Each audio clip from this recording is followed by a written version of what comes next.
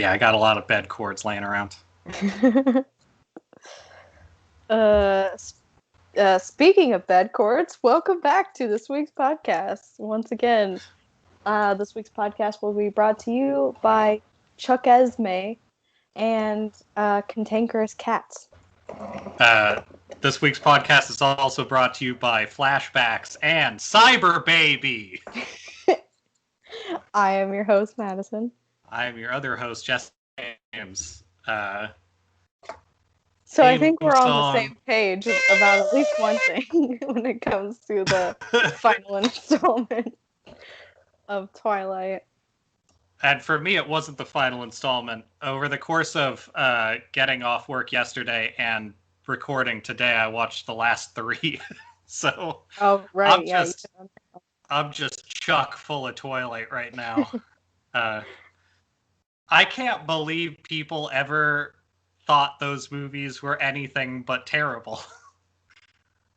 Yeah, I've come to realize, and I think this is the same with just about any sort of fandom, young adult fiction that gets adapted this way. If you like the books and if you like the whole thing, you're just gonna like it no matter what, and it's just Yeah. gonna be your jam. But if you're not beholden to the characters or the story or enjoying any of it, then you can pretty obviously just see it for the hot garbage that it is. But Weirdly, the one place where that didn't work, I read one Harry Potter book and I was like, that's interesting. Like, I'll watch this. I like the universe. I read the first Ice and Fire book and it not super interested. I did end up watching a fair amount of it, but mostly I watched like the first season and like little bits and pieces of later stuff. And then when I had like groups of people who were like, we're getting together and also this is what we're doing. And then I want to say the second season I saw a lot of, but I was also, let's say, maybe playing Pokemon in the corner and not really paying attention.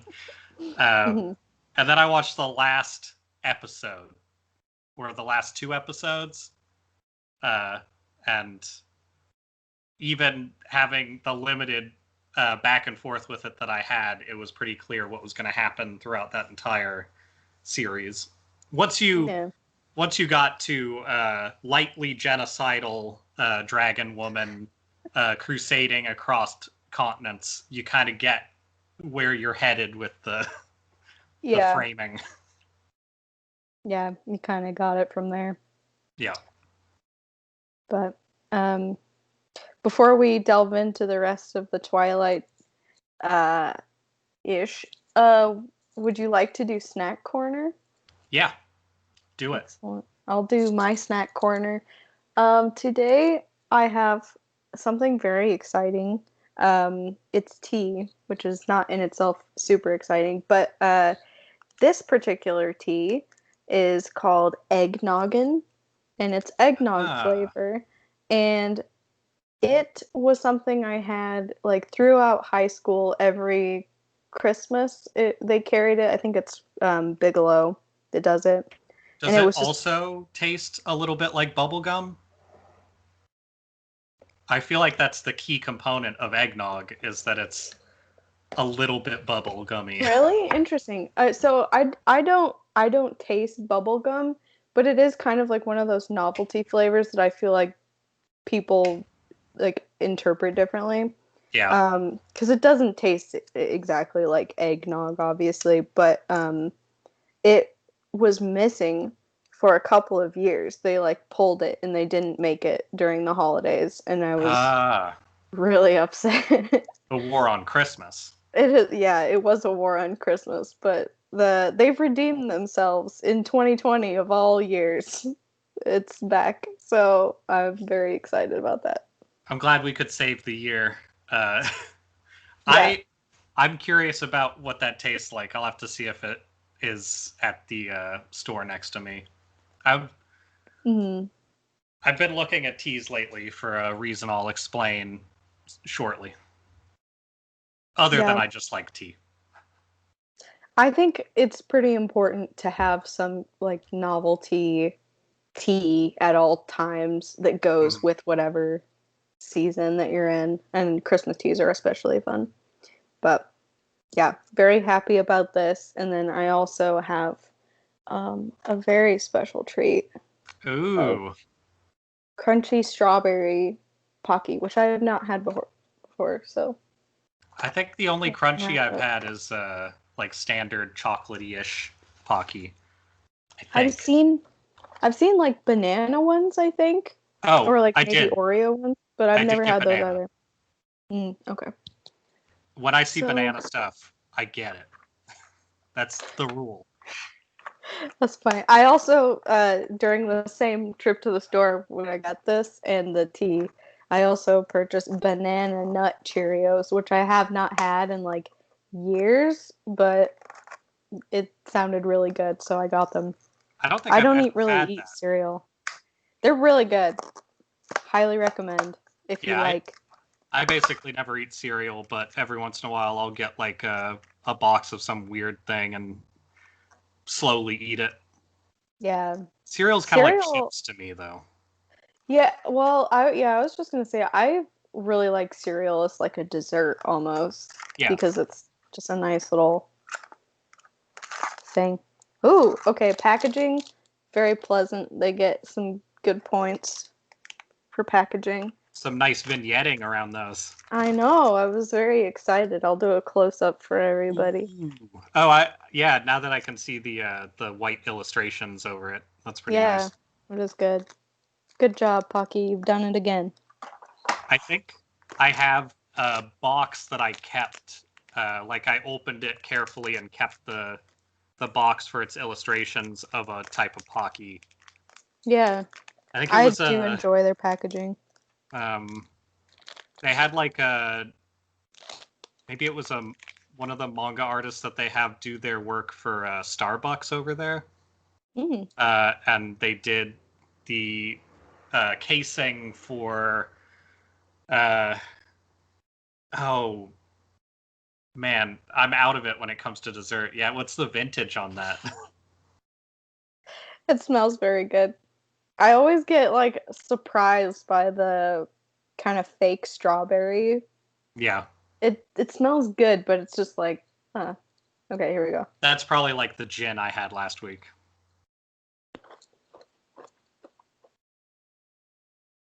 Hmm. That had a surprisingly coherent chew through the audio. Really? Yeah. That's funny. I like the chocolate biscuit instead of the regular one. I think that's a good pairing with the strawberry. Oh, I didn't even notice that. It's hard Yep. to make out from here. Yeah. Uh, that seems like it would be better. Hmm. It's pretty Uh, good. okay. Now I have to embarrass myself. What is the coffee and ladyfinger cake? Oh, I feel like I would have known this if you didn't just ask me. Uh, Uh-huh. um, I'm gonna Google it because Yeah. We I can know both what you're talking be about. uh, very dumb. Is it tiramisu? It is. Yeah. Okay. So that I got a tiramisu Ooh, special edition Pocky, and they had like variant covers basically of like just people hanging out in cafes with like tiramisu, but that's it really was good. so well made that I ended up keeping the box. So I don't know. I'll probably get rid of it at some point, but it's one of those things that I want like photos of it because it's not something that I see around very often. Yeah, I like the novelty of the Pocky packaging too. Hmm. Uh, is that your snacks? That's my snacks. So I have a boring food snack today. Um, I have just a small collection of nuts. Just a uh, so that's my eating something snack. But so tiny bit of backstory. I I have like a weird thing about getting stuck into a habit that I don't want to have. And I've noticed in the last like couple months, especially with stress and stuff, that uh, even having varying amounts of coffee, which you did this recently as well, but I'm not interested in cutting coffee out, but I am interested in making other more interesting drinks available to have that are less like drugging, but more like variable, so I can actually Uh-huh. enjoy the coffee that I'm drinking more. So one of the things that I've started doing, uh, can't really get a good tip. You can kind of see the froth going there. Yeah, Yeah. just lean up, you'll see it better. Yeah, I don't know Um, why I do that all the time. and so I've been using one of those little vibration wands on oat milk and puffing it up and making. I don't use milks in coffees, but I like it with tea. Hmm. And then I've been using the coffee pot specifically to like differentiate um, to make tea in. And I also have some like I'm not really sure what they are teas, both older and ones that were sent to me recently. Mystery teas? And I by smell and color and the fact they were unmarked pucks, I really thought that what I had, which was from Care Package, was going to be a type of green tea, but like really light. A lot of like American green teas kind of taste like, I don't know, very, very light herbal almost. Hmm. And so I put that in there, and it turns out I think I just made a chamomile latte. So, Oh, interesting. I mean, it's good. It's very smooth, though. And energy wise, I'm going to need something that isn't as chamomile based. So, number one, I wanted a drink, but not too much. So I've got this just Jack Daniels action sitting here, and I thought, what could I do with this that would be kind of like watching through 3 movies of Twilight at once? So Ooh. let me crack a cold one real quick and just rock star into this. Oh. Oh my God. Just make the Is most that harsh actually and undrinkable thing I can make. Doesn't look like piss at all. So, not at all? Is that actually a rock star? oh Oh yeah, my it is God. full sugar, so you know it's going to hit it just right. Oh. Um, so that kind of makes up another snack in a way. You'd see a nice size on this. There's still a little left in there too. So, Oh my God. That sounds like something that you read in the news, like in the morning. woo! All right. Like a 20-something college kid drank and then died because of a heart condition they didn't know they had. Well, let's hope this chamomile does its job then. I'm glad you've got some balance. Also, I'm not going to act like this is the only time I've done something on this level of stupidity. It just is something I do less often. Hmm. Well, this is a special occasion since we're Mm-hmm. revisiting the Twilight series.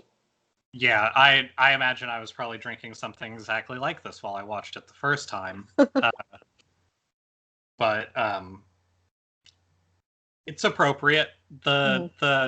The Twilight series is pretty bad. Let's see if um let's see. Do I have something else prior to Twilight?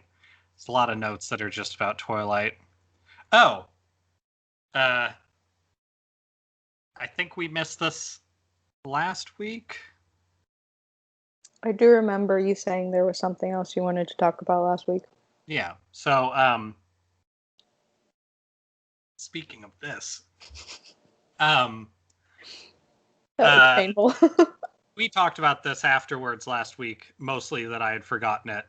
But the um, Alex Jones on Joe Rogan thing. Right.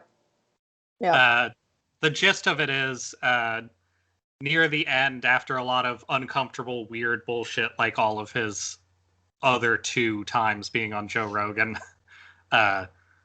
Also, for the record, I don't have any real interest in Joe Rogan either, but he is a more reasonable person, if maybe not the most coherent or observant person, than Alex Jones, who is kind of just a big bundle of emotions. And at the end, while he was simultaneously trying to like beg his way onto another episode of Joe Rogan and like talking about how his life doing his work was killing him and all this stuff, but like a hero's death kind of thing, he had Joe Rogan bring up a past conversation, or a recent conversation it sounds like they've been having, about Alex Jones opening up about his Adderall addiction and stuff, which makes a lot of sense. And then that kind of being an eye-opening thing, moving into more incoherent ramblings from like Saturday of like a day ago fame, in which he was talking about like a whole bunch of different things about like jaw issues and teeth issues and stuff that are very in line with amphetamine addiction. And I guess on that, I have Alex Jones to thank, because that reminded me of how, you know, my teeth just naturally are pretty shitty in terms of their, let's say, structure. And I remembered that switching up things that you drink so it's not always the same shit is sometimes helpful for that as well. So thank you, Alex Jones, for reminding me to keep things interesting and not fall back on coffee just because it's comfortable. So we have Alex Jones to thank for something. He did one thing. Well, he did 2 things. He went to the Bohemian Grove and yelled a lot at like an empty area where rich people get together and like tell each other how cool they are. So, wow, amazing job on that. I think he also took apart a cable box in like the late 90s, early 1000s, and tried to claim that something inside it was a tracking chip or something. I forget how that worked. So we'll thank him for those 2 things, because those are pretty important. And reminding everybody to take care of themselves. I also want to thank him. Yeah, I also want to thank him for my favorite clip of a show in recent history, the one where he says he's gonna eat his neighbor's ass. That one's real good. I will eat your ass. Really good content. I think he said he was gonna dig his neighbors out of their hole and eat their ass. Yeah. And then he tried to spin it into doing it for attention, which I'm sure is accurate enough. So that works. I mean, yeah, that works. It did work. So I for some reason, when I heard him do that originally, I was listening to that and also playing like a Dragon's Quest game at like 11 or midnight on like a COVID night. And I have really vivid memories of being like, the British accents in this game are pretty stupid, and then also hearing him yell about eating his neighbors, like somehow that just turned into like one memory somewhere in there. Yeah.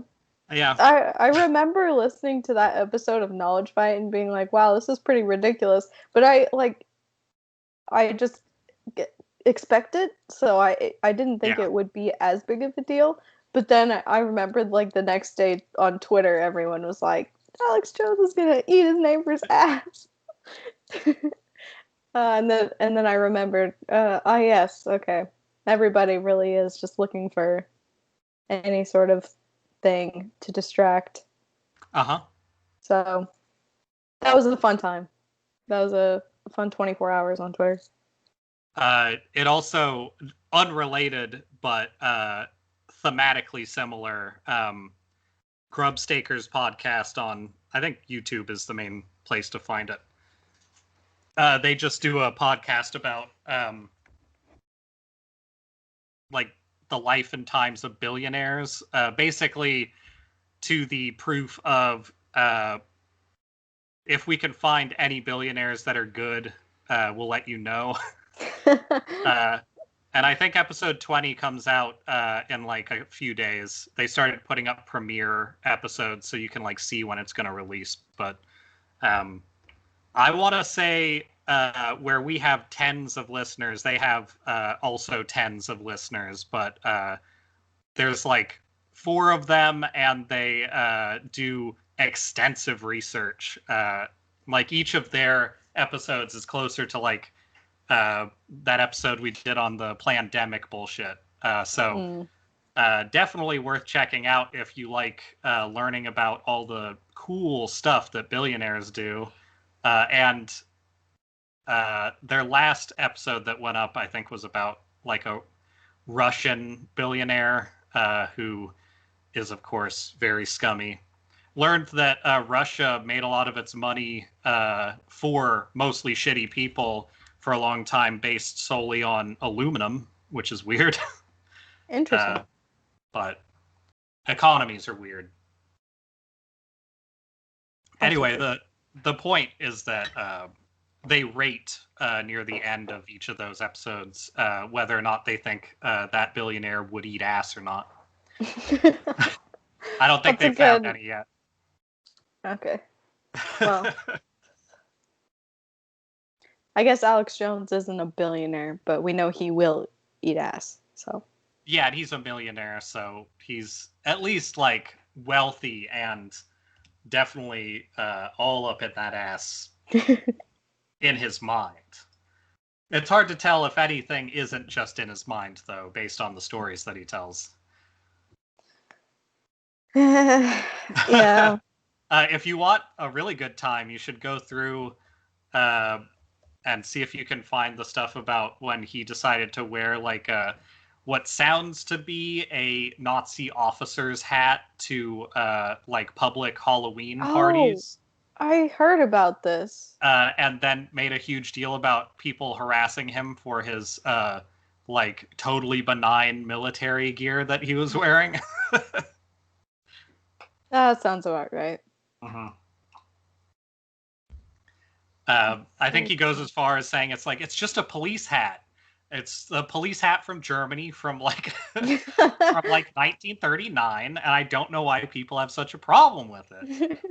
But yeah. That's wild. Like you could pick literally anything, and you know that he's really into movies because he thinks that they're all real or like allegories for the deep state doing some bullshit. Like or messages. Yeah. So he's really into a lot of weird, like I don't know, maybe not super into like fandoms per se, but he knows a lot of characters that would be a better option over like an SS officer. But well, and I mean he's pro-Nazi though. Like lightly, he's talked about how they did a really good job. They just are losers because they didn't win. Like that's his problem with them. Which somehow he also spins into being like, but I'm not racist. For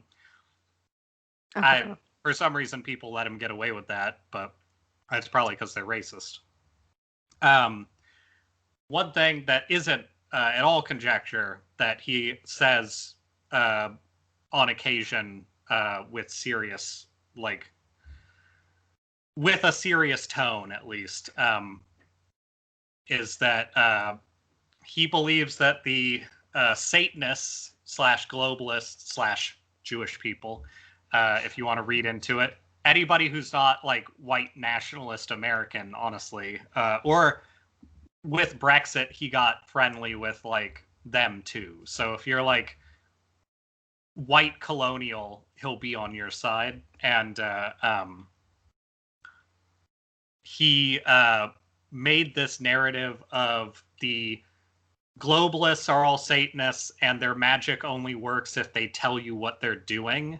And that's his excuse for why all of these movies are actually real and all of this stuff is actually like it's like Steven Spielberg movies and stuff are actually he's like maybe not evil, but he's definitely working for evil people and he seems like he might be a bad guy, like that kind of shit.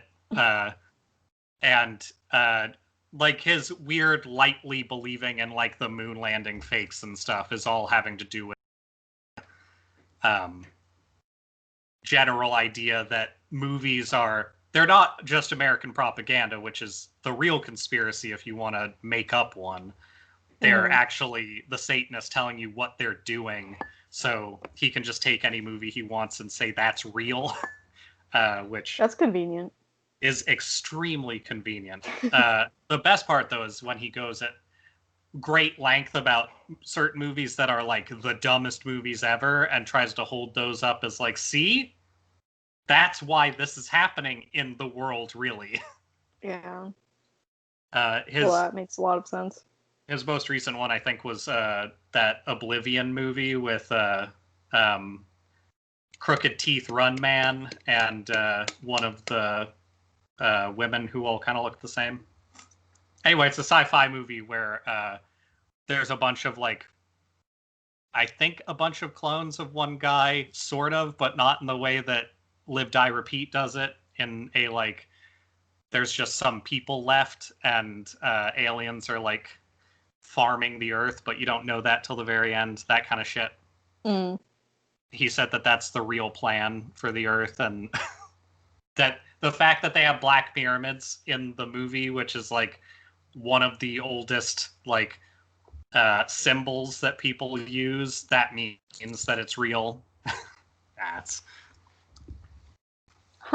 Interesting. I didn't know that about the black pyramids specifically. So he also, or is it just pyramids? Nope. He also believes that black pyramids are a thing that people always built when an evil priest class starts sacrificing and devouring children of good people in order to build power for, I guess, like a Satan takeover.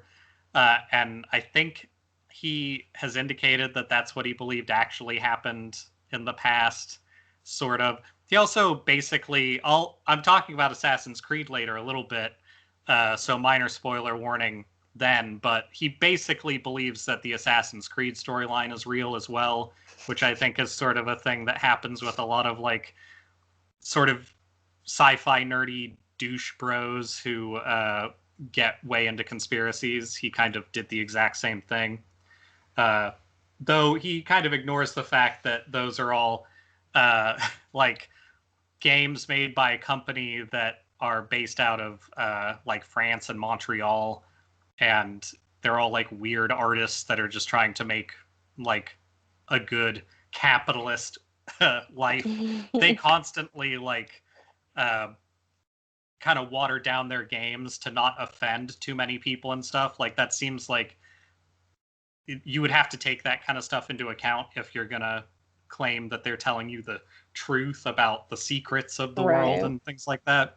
Maybe editing all of that stuff to like be nice to people, also to like not be controversial, which is obnoxious. But little bit that I've heard, game that I have not played, Watch Dogs Legion was sort of billed as a game about a authoritarian like takeover of particularly Britain, I think. And then it's like a resistance, and the big thing in their trailers and stuff was that one, like all tech and government working together is supposed to be considered like not great, which is sort of like in line with my direct thoughts, which is like any government you try to run while like bowing to a like sort of more technologically based elite is not a good idea, because that's going to be a conflict of interest for all people.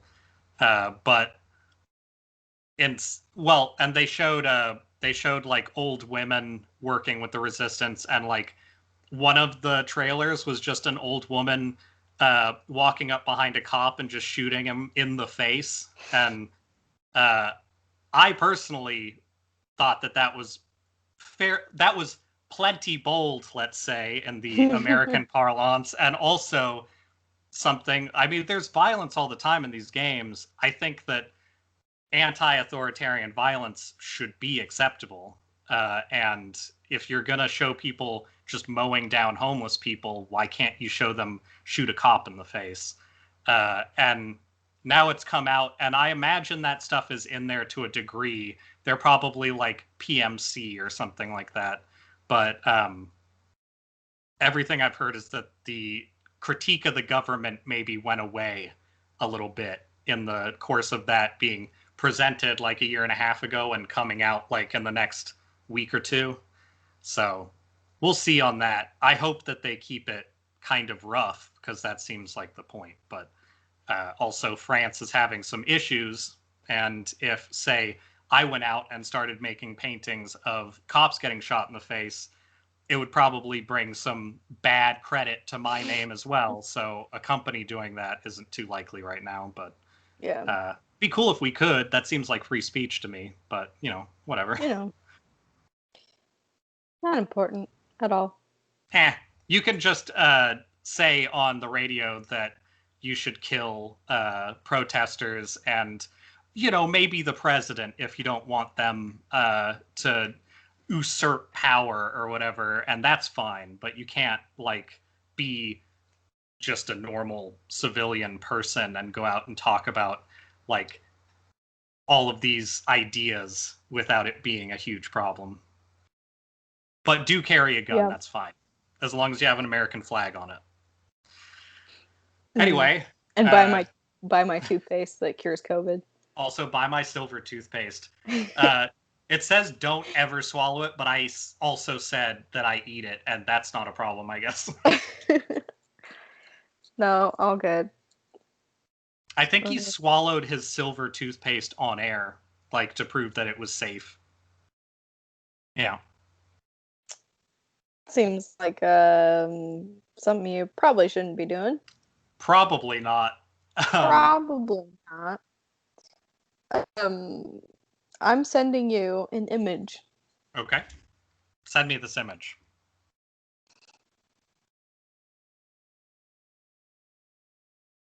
What? Okay. I got a lot of weird messages all of a sudden. Maybe I just connected. All right. Looking at image. What in the shit am I looking at? Is this a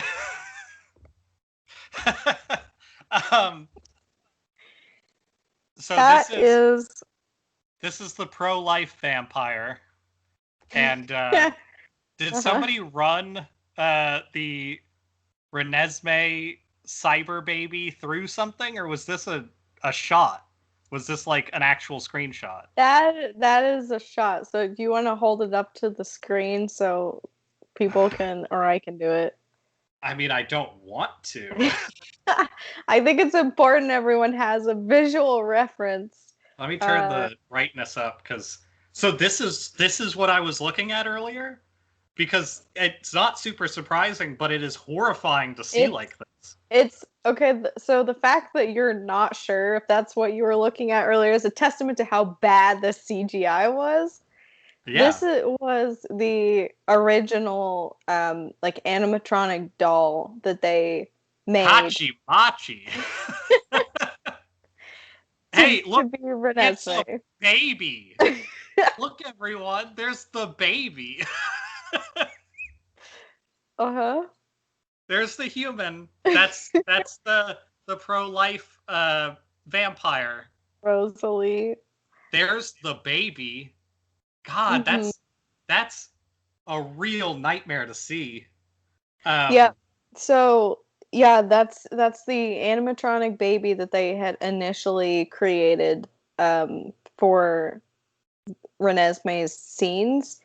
But once they got it on camera, they obviously realized it was not going to work. And there was actually an interview I was reading of that actress holding it, saying that she was terrified of it, and everybody on set called it Chuck Esme, like a Chucky doll, because Uh-huh. they all thought it was haunted. Which it Yeah. looks pretty haunted. Well, so the thing that I really noticed, I think they got a lot of flack from how everything looked in the second movie, because I started with the third movie last night, and their budget clearly went way up, but their skill in the people they were getting to do their graphic work did not. Mm-hmm. Also, one of the best things that happened, I think it was in episode 4 of 5. Movie 4, is episode 4 just a Star Wars thing? Am I just like conflating that into? I'll call it So episode part 4. one of the last one. Part 1 of Breaking Dawn. Yes. Okay, yeah. Uh, During the conflict, which I feel like we should go over it in order, because if people haven't seen these movies, the events are ridiculous. But or read the book, I guess. I imagine it's similar except for the vision. But the scene that I talked about in the first movie of Bella doing some extreme interneting comes back, and I love it. They didn't do the full pan and like zoom shots, which was kind of the best part, but they do the oh, here's the website where all of the monster information is, and Yeah. that was pretty excellent. Also, I didn't realize till that scene, and I never saw again past that scene, how much the Cullen House's library looks like a public library that they're just in. Yeah, the decoration style of their house is very I don't know, it's very weird. Like, It's downtown Seattle, honestly. It like yeah. it just looks like an industrial building, but like they're trying to class it up for like the lobby. Yeah.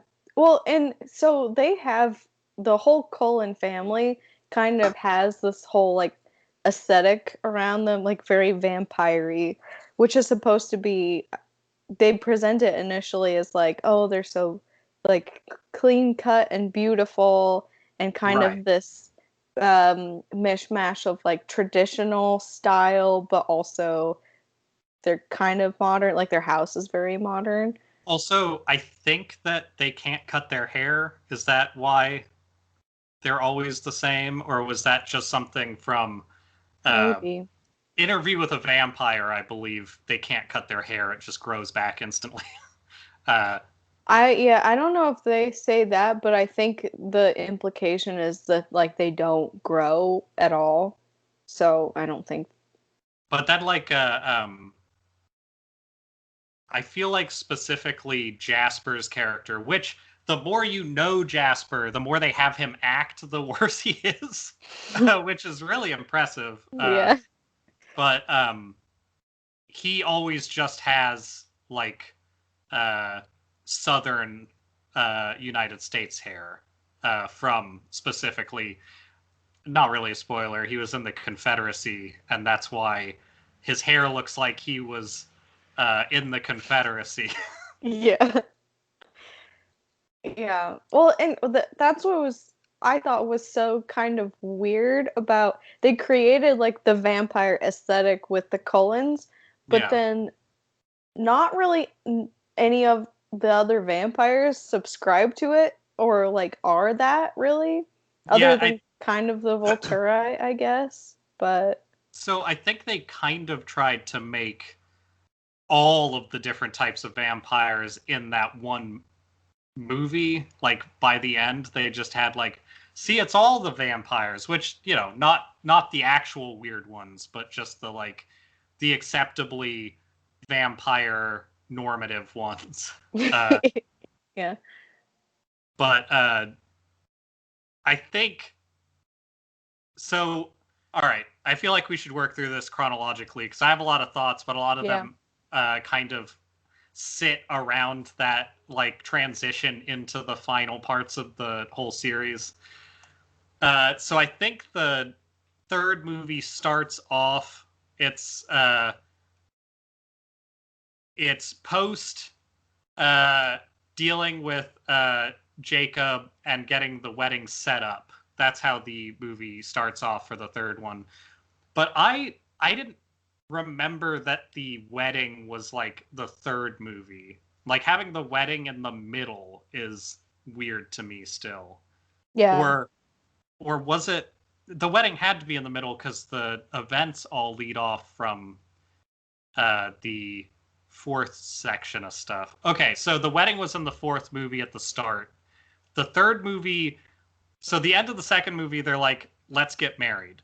The start of the third movie, not only has Victoria changed into Bryce Dallas Howard, also, so eventually when some Irish vampires show up, uh, another Howard is one of those too.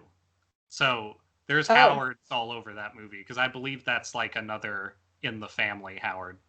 Okay. I didn't catch up.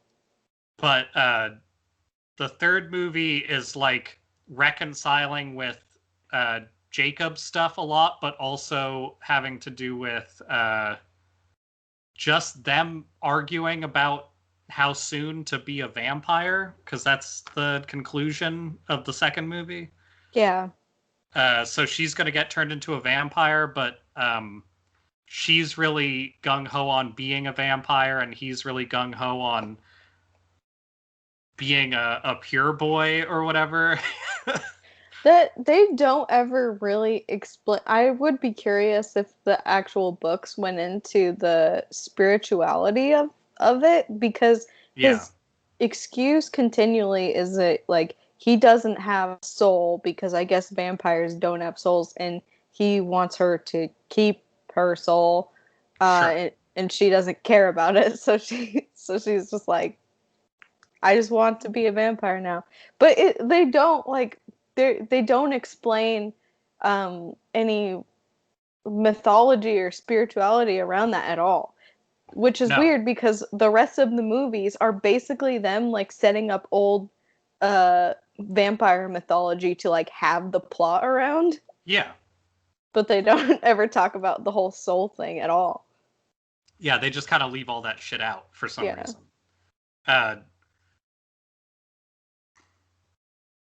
And it's the third movie is when they have the Victoria's a young vampire army to come attack them. So she's shifted into a new actress, which is extremely noticeable. They also, in the credits, so at the very end, they show credits that list everybody, and they show both Victorias in like different scenes and list who played them. Which I mean, I appreciate that, but at the same time, it is a weird, like, I don't know, you didn't really need to change it unless they were just tired of it, I guess. But we'll see, because the Fantastic Beasts, I think Johnny Depp just quit, like, recently. Oh, really? And he became, like, the primary focus, aside from, like, the main character's plight. At the end of the second movie. Also, if you haven't seen those movies, don't. But I haven't. The storyline is very stupid, and it's weirdly like fraught with like very specific politics of like the second most evil wizard or some shit. Is trying to avoid World War II. Okay. Which, you know, it could be a trick. I'm not a young adult novel writer, but it is a lot of frustrating things happen. Like, for example, a character in that who is not really like in any way a bad seeming character, who is also, I think, pointed out to be of Jewish descent, sides with the version of like not having World War II, but also sides with the one who's going to do the same thing, but to a bunch of like wizards instead. No, that's what it is. He wants to avoid World War II by having a Holocaust against just human beings, maybe. It's not important. It's a very Okay. stupid movie. Um, and all of the most like relatable characters are like sacrificially gotten rid of pretty much. Like the only characters in that series that persist are like the main character, his like brainwashed and maybe like not real side character, who's like his best friend, but also like it seems kind of even more of a Ron Weasley than Ron Weasley.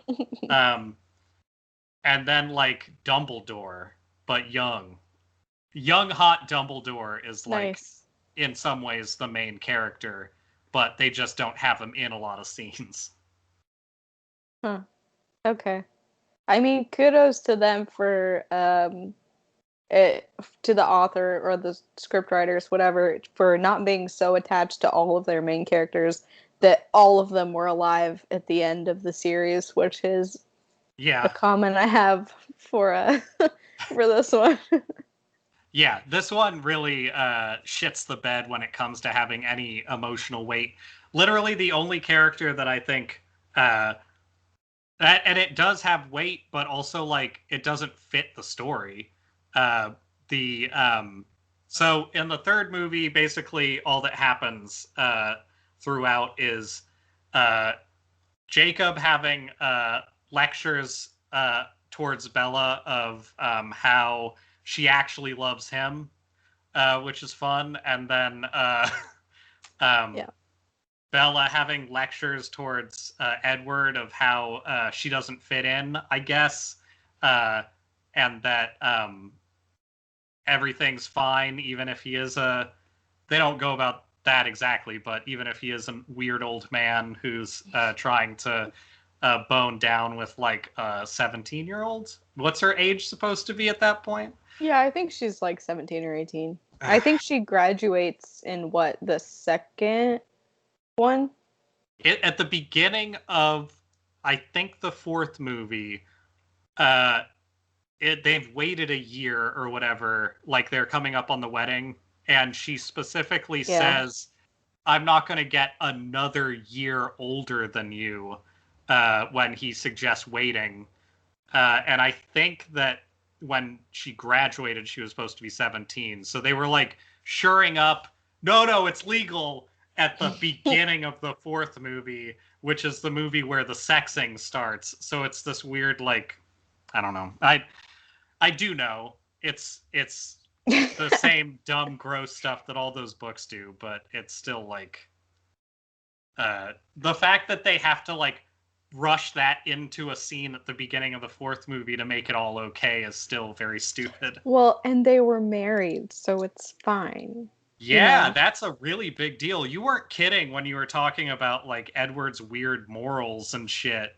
Like I have a note about yeah, bad sex scenes and awful sex morals. Yep. uh Yeah, that pretty much sums it up. um Uh, But yeah, in the third movie, I keep trying to think of anything that was actually interesting in it. Uh, they definitely upped their graphics, but they also like is the third movie might be when they first have the werewolves talk to each other in werewolf form, uh, which oh was yeah, it is. that's not a And decision I they would have made. they're like it's like telepathy basically, right? Like they don't Yeah, actually animate. I'm they kind of torn there. they I feel have like hack telepathy, which fine, I don't care. They're a magic creature, but the whole idea, if they want to hold on to like dog packs, is that they're using their body to just kind of like express things, mhm. and instead they have their normal human voice on these giant dogs just going like, "Hey guys, cut it out." but there'll be like a picture of a cyber dog on screen that's supposed to be threatening, and that was very funny. I think that was one of the first times that I got like a full laugh out of watching the third movie. Was that Yeah. shit? Yeah. Though there were a lot of very funny parts in the last three movies. Yeah, that's true. In that scene with like the pack telepathy and Jacob is, I guess, getting mad with how the pack is being run and decides to be his own pack. Yeah, He also mentions while he's leaving, like, I am the son of a really important wolf, and then just leaves. And I think that's briefly mentioned maybe in the first movie when they're on the beach and he's like kind of explaining the right. history. But man, they really did Jacob dirty with he just maybe the books explain it, but there's I not a lot of explanation of like his journey of how he becomes. I'm still really confused about how they become a werewolf or like what yeah. that is even about. Also, they I going back, I think that they say that Jacob's uncle is the one who died, but the Mm, weird part is so his dad is the one in the wheelchair. right. Uh and I remember because we were talking about it like a week ago or so that Victoria knocks uh what appears to be his dad out of his wheelchair in the woods or whatever. And he dies. He like falls over and dies. That was his uncle, apparently. So I Okay. have no idea. Like, either my brain put the wheelchair in there, or they fucked up, and I don't know which it is because I'm not going to go back and watch it. But I remember at the time not seeing the movies where his dad is still there and his uncle is dead, believing that they must have just meant that his dad was his uncle because he was in a wheelchair when he died. So I don't know what's going on with that. I'm gonna guess that I just imagined the wheelchair, but he definitely fell down and died very easily. Yeah, he Uh, did. I don't remember the wheelchair. yeah, So so that I must yeah, just I be think me. he okay. But Yeah. yeah, and the he mentions his name is Jacob Black like once, and they show the dad throughout the series, and he mentions, or somebody else mentions his name is whatever Black also. So that's like most of what you get. Mm. He explains at one point that uh, he stepped aside for the other guy to be the leader because he didn't want to. Yeah. Uh, but that's like just sort of thrown in after you're wondering why some rule exists. Like that's the main conflict. But it's also him in the first movie talking about like uh, you stay away from those guys towards the other people in the pack, and talking about how they're like bad people and stuff like that. Like it's really incongruous when you actually put all of the story together, how it works out. But you know, movies are hard, I guess. I guess. But now that she's released and like written a book just solely from Edward's point of view, I'm like, Yeah. who is actually curious about that? I would be more curious about expanding the world of the werewolves more than the vampires because the vampire world really seems like it's making it up as it goes along. Oh yeah. No, they like pulled from every vampire thing there is and like didn't decide to make it like mesh at all. Uh, Mhm. and I really think if you get the chance, watch Interview with a Vampire because that's the main thing that they stole it from. Okay. Uh, that's like the origin, as far as I can tell, of every vampire just gets a power of some kind for no reason. Hmm. Uh, and also the violent children vampire is right out of that. Like that's also like, well, that's against the law. that's literally a giant plot point in that movie. Like Okay. it's practically all from that. Even the main character that you follow, Brad Pitt's character, is a southern like fancy lad who gets turned, and that's basically what they were doing with like 3 of the characters that were in that movie. um I Yeah, that honestly, sounds straight stolen then. yeah, one of my favorite part of the last set of movies was that they did flashbacks for the characters.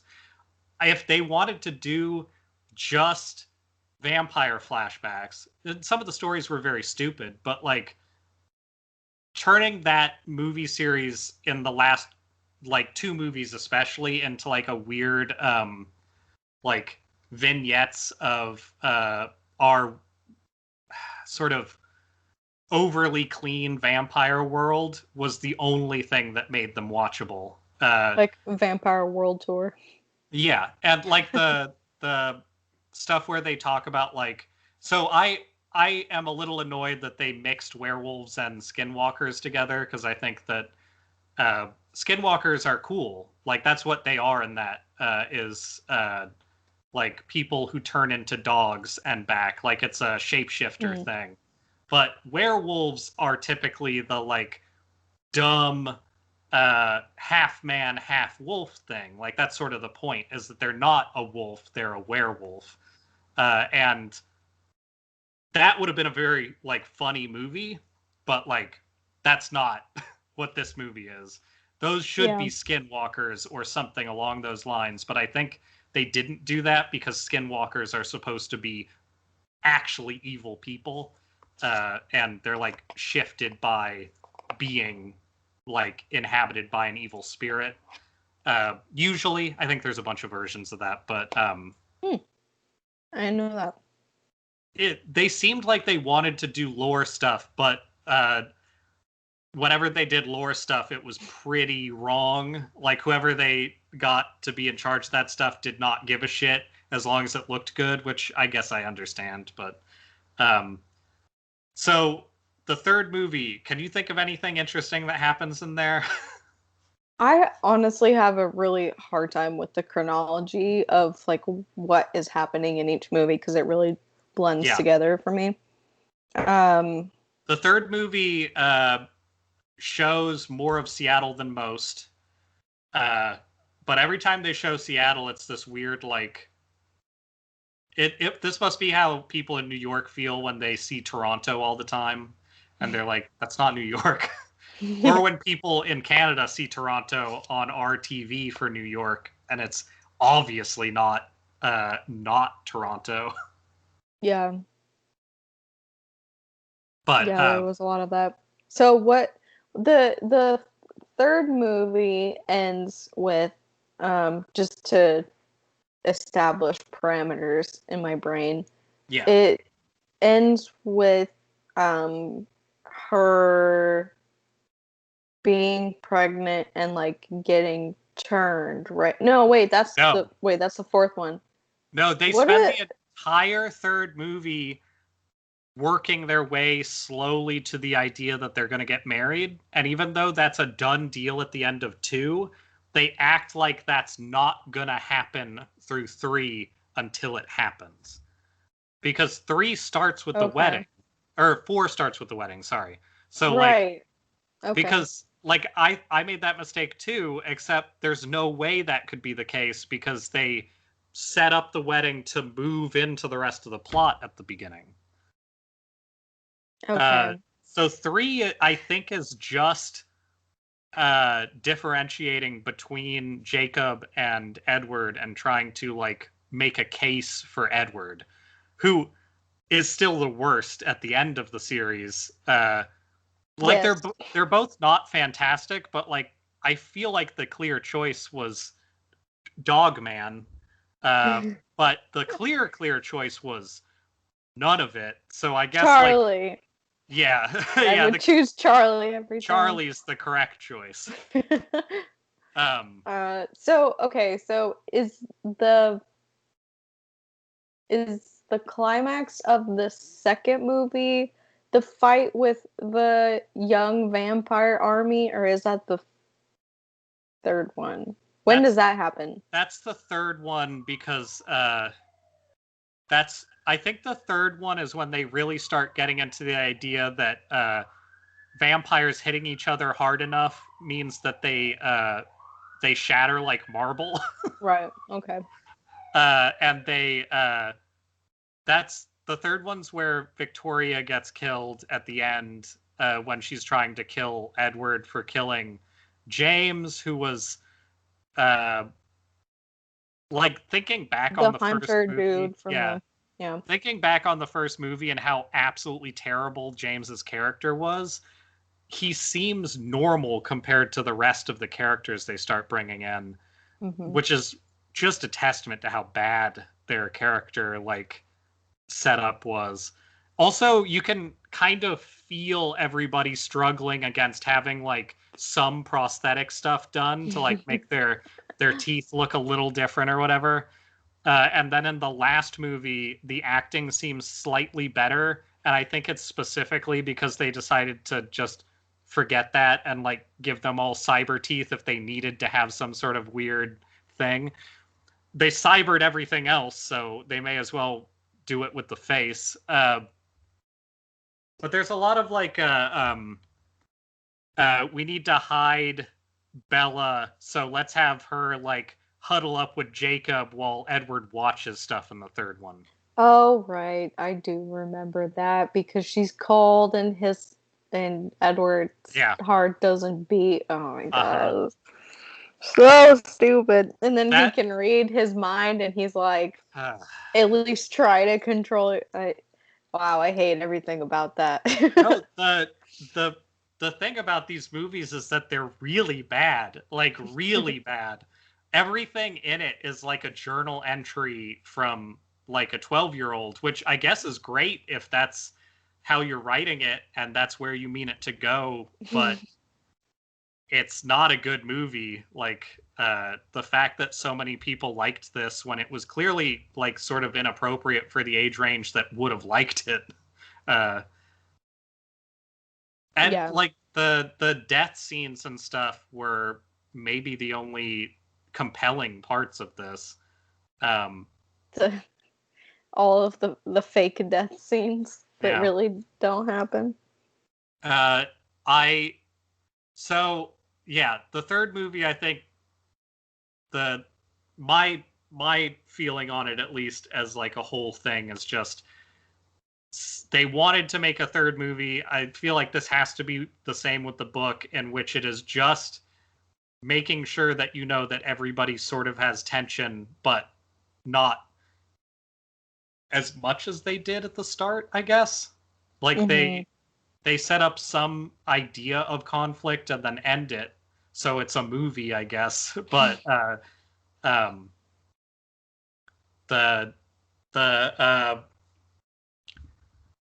the shadow word pain lady is at the end to Dakota Fanning.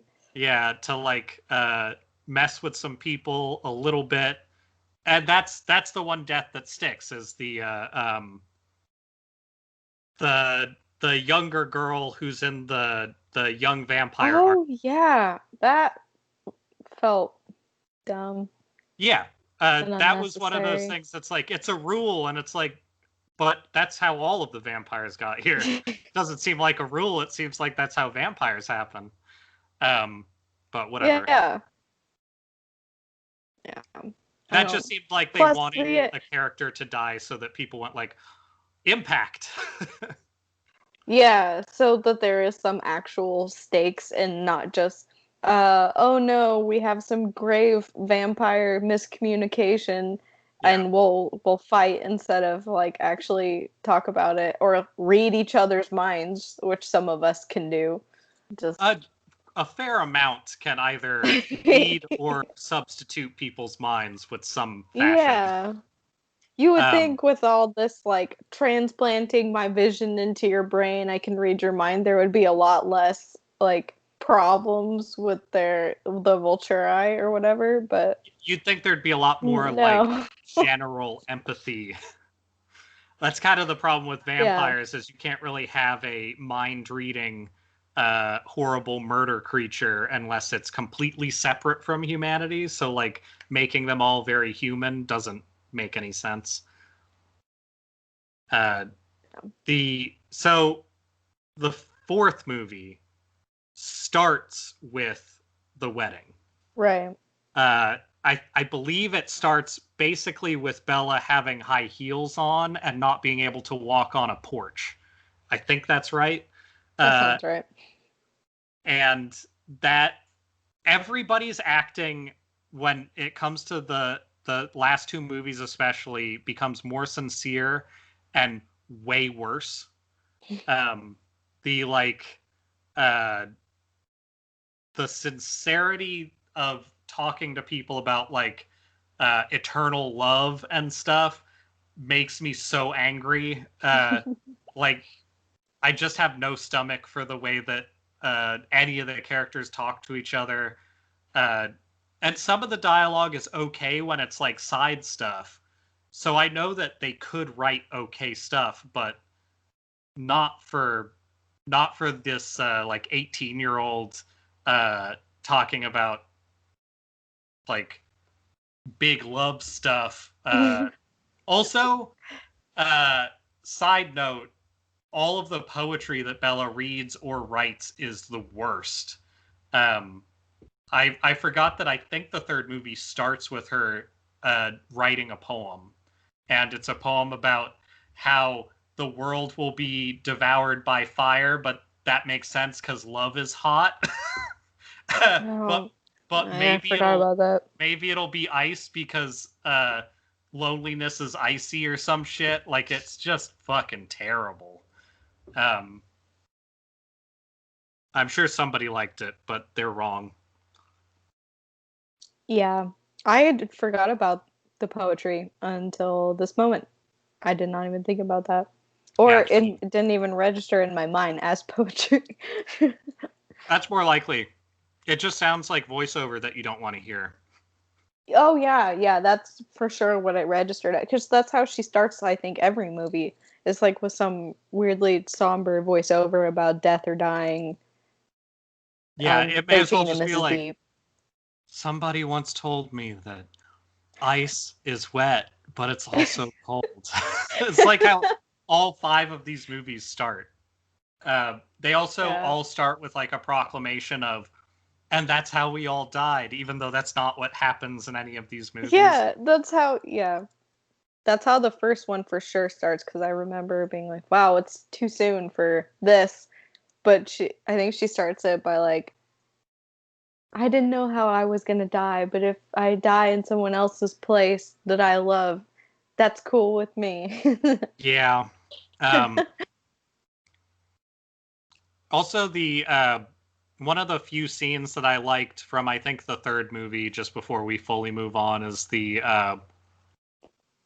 past like wolf tribe stuff, which Mm-hmm. was like they took it as far as they should have taken it in the first place and had um, characters in like lightly period wear and more extreme makeup doing stuff that is somewhat interesting.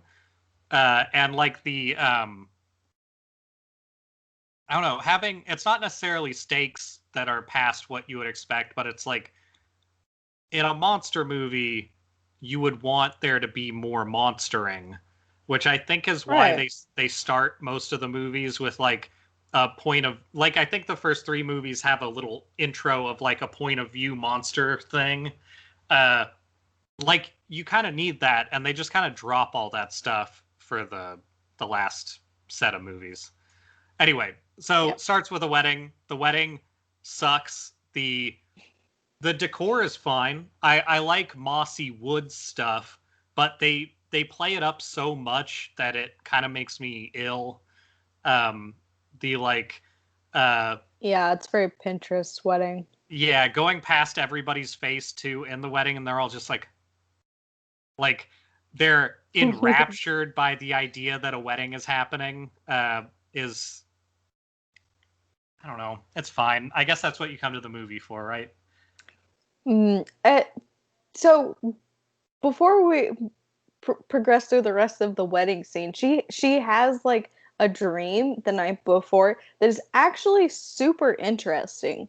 Right. Like it is the only time in the series where I feel like I have an insight into Bella's like fears and motivations outside of I need to get with this vampire dude Uh-huh. forever. She has a dream where she's walking down the aisle, and I think like at the end of the, she looks down and she realizes that she's covered in blood, and they're standing next to a mountain of like her dead friends and family. I think there's even That like a mountain of her dead friends and family under them. yeah, Like it's panning out and they're like on like a pile of bodies basically. right. Which is a super interesting thought that like so the should I become a vampire, should I not? The morality of like you might kill people is never explored with her, Yeah. and this is the only time where like that kind of is faced and um I don't know, not really discussed, but she just kind of, I guess, has a moment of realizing, oh, I'm becoming something that potentially could kill everybody. It's also one of the few artistically interesting scenes in the entire Yes. series. Yeah, it is.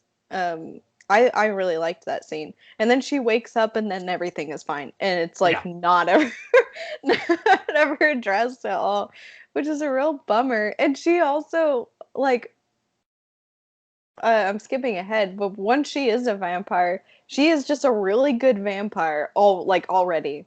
Like Yeah. not has no Literally issues. her personal talent before they reveal the second half is that she's just good at it. Yeah, they're like, "Oh wow, you're such a strong new vampire. You're like stronger than me. I can't believe you can hold back your like killer tendencies," which supposedly it has taken all of these vampires years and years Yeah. to build up that resistance, and she can just like do it, I guess. Which is both a shitty power and way too convenient to be like taken Mm-hmm. seriously in the context of the movie at all. I Um, really wanted her to kill that mountain climber. I that would thought have that would that have would been have been interesting. a thing that could happen in this movie. Mhm. Um, I I want to talk about the wedding some more. In fact, there's a lot of stuff that I want to talk about because it's acted so bad or so Yep. shittily in these movies.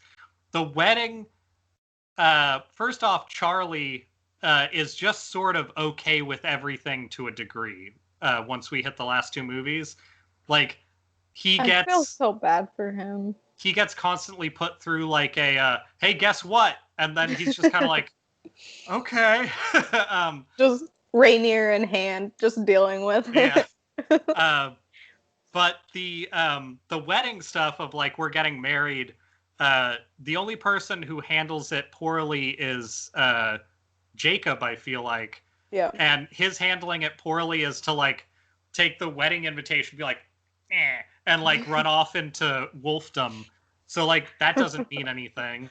Also, I think they use that as an excuse for like uh the they like jump ahead in time or something for like the first scene or two in that movie, and when he shows up in the scene he shows up in, which technically should only be like a day or two later, he's been in like Canada for a while, which doesn't really fit either.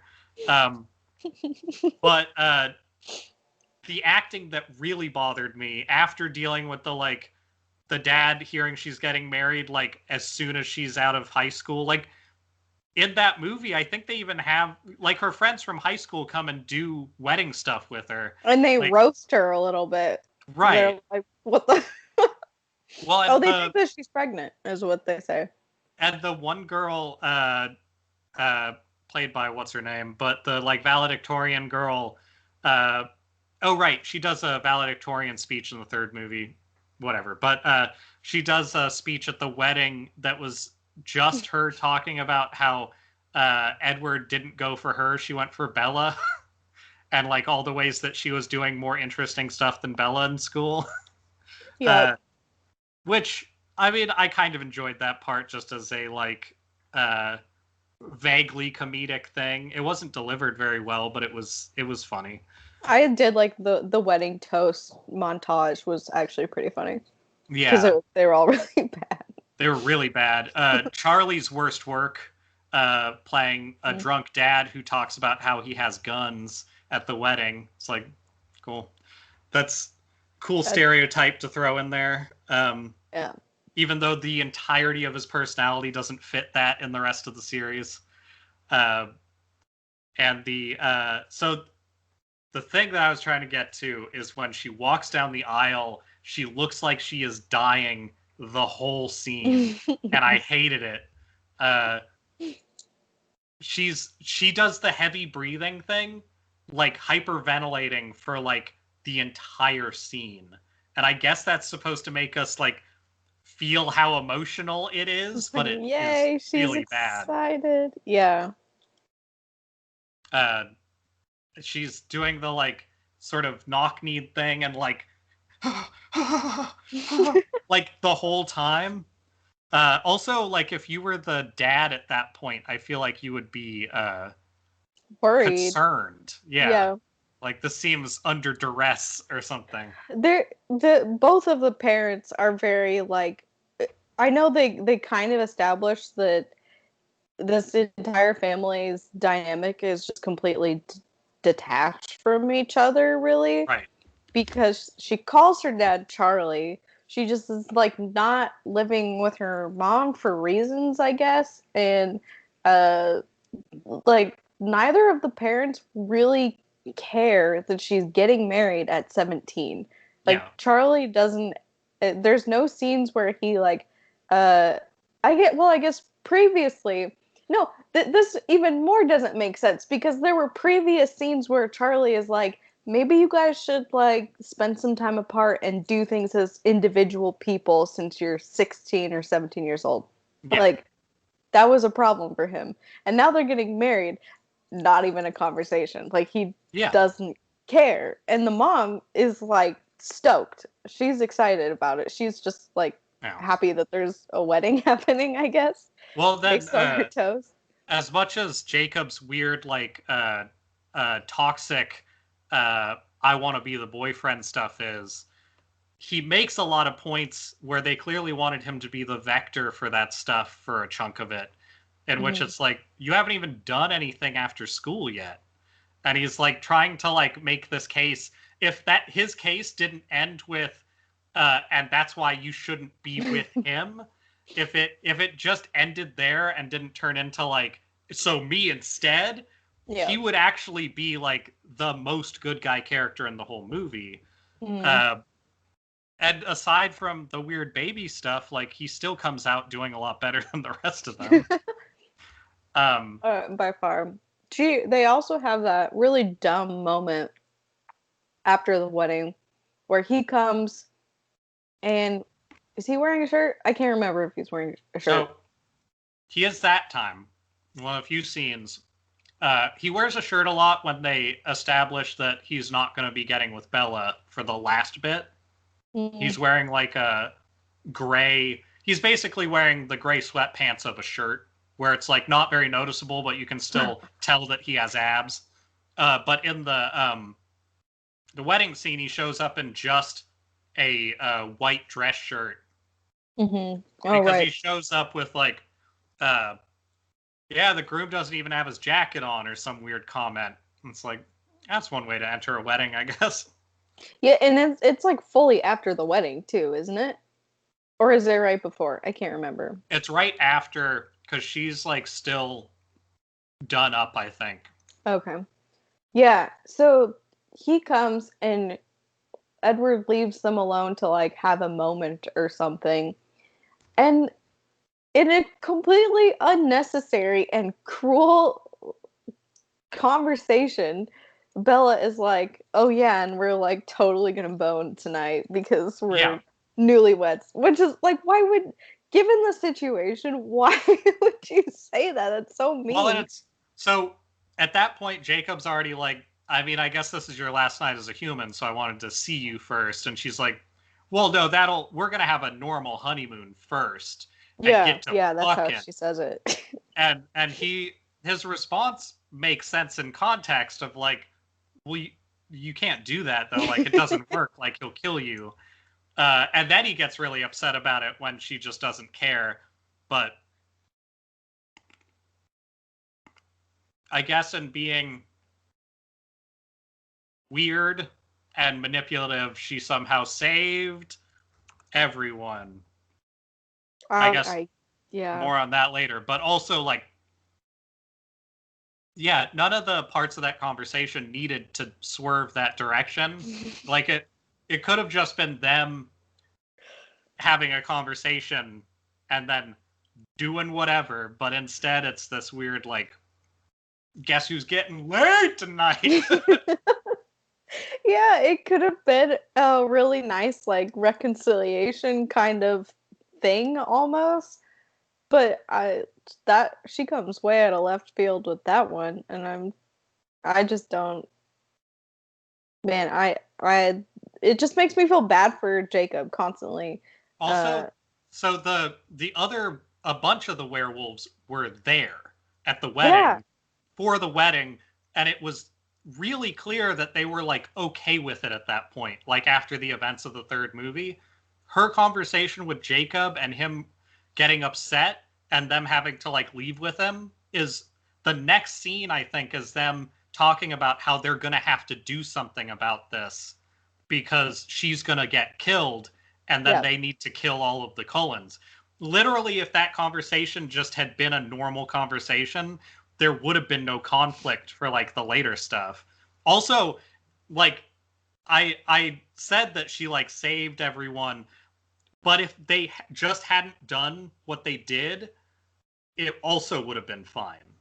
So like it doesn't really matter. Like you could make your weird fantasy case against it, but like if they followed the rules, technically nothing would have happened based on where the story was going.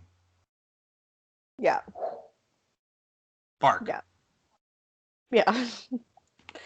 I'm surprised the cat's not making noise either. But yeah, the wedding scene was fun. That was fun. The dream sequence. Yeah. And the wedding scene, I enjoyed that.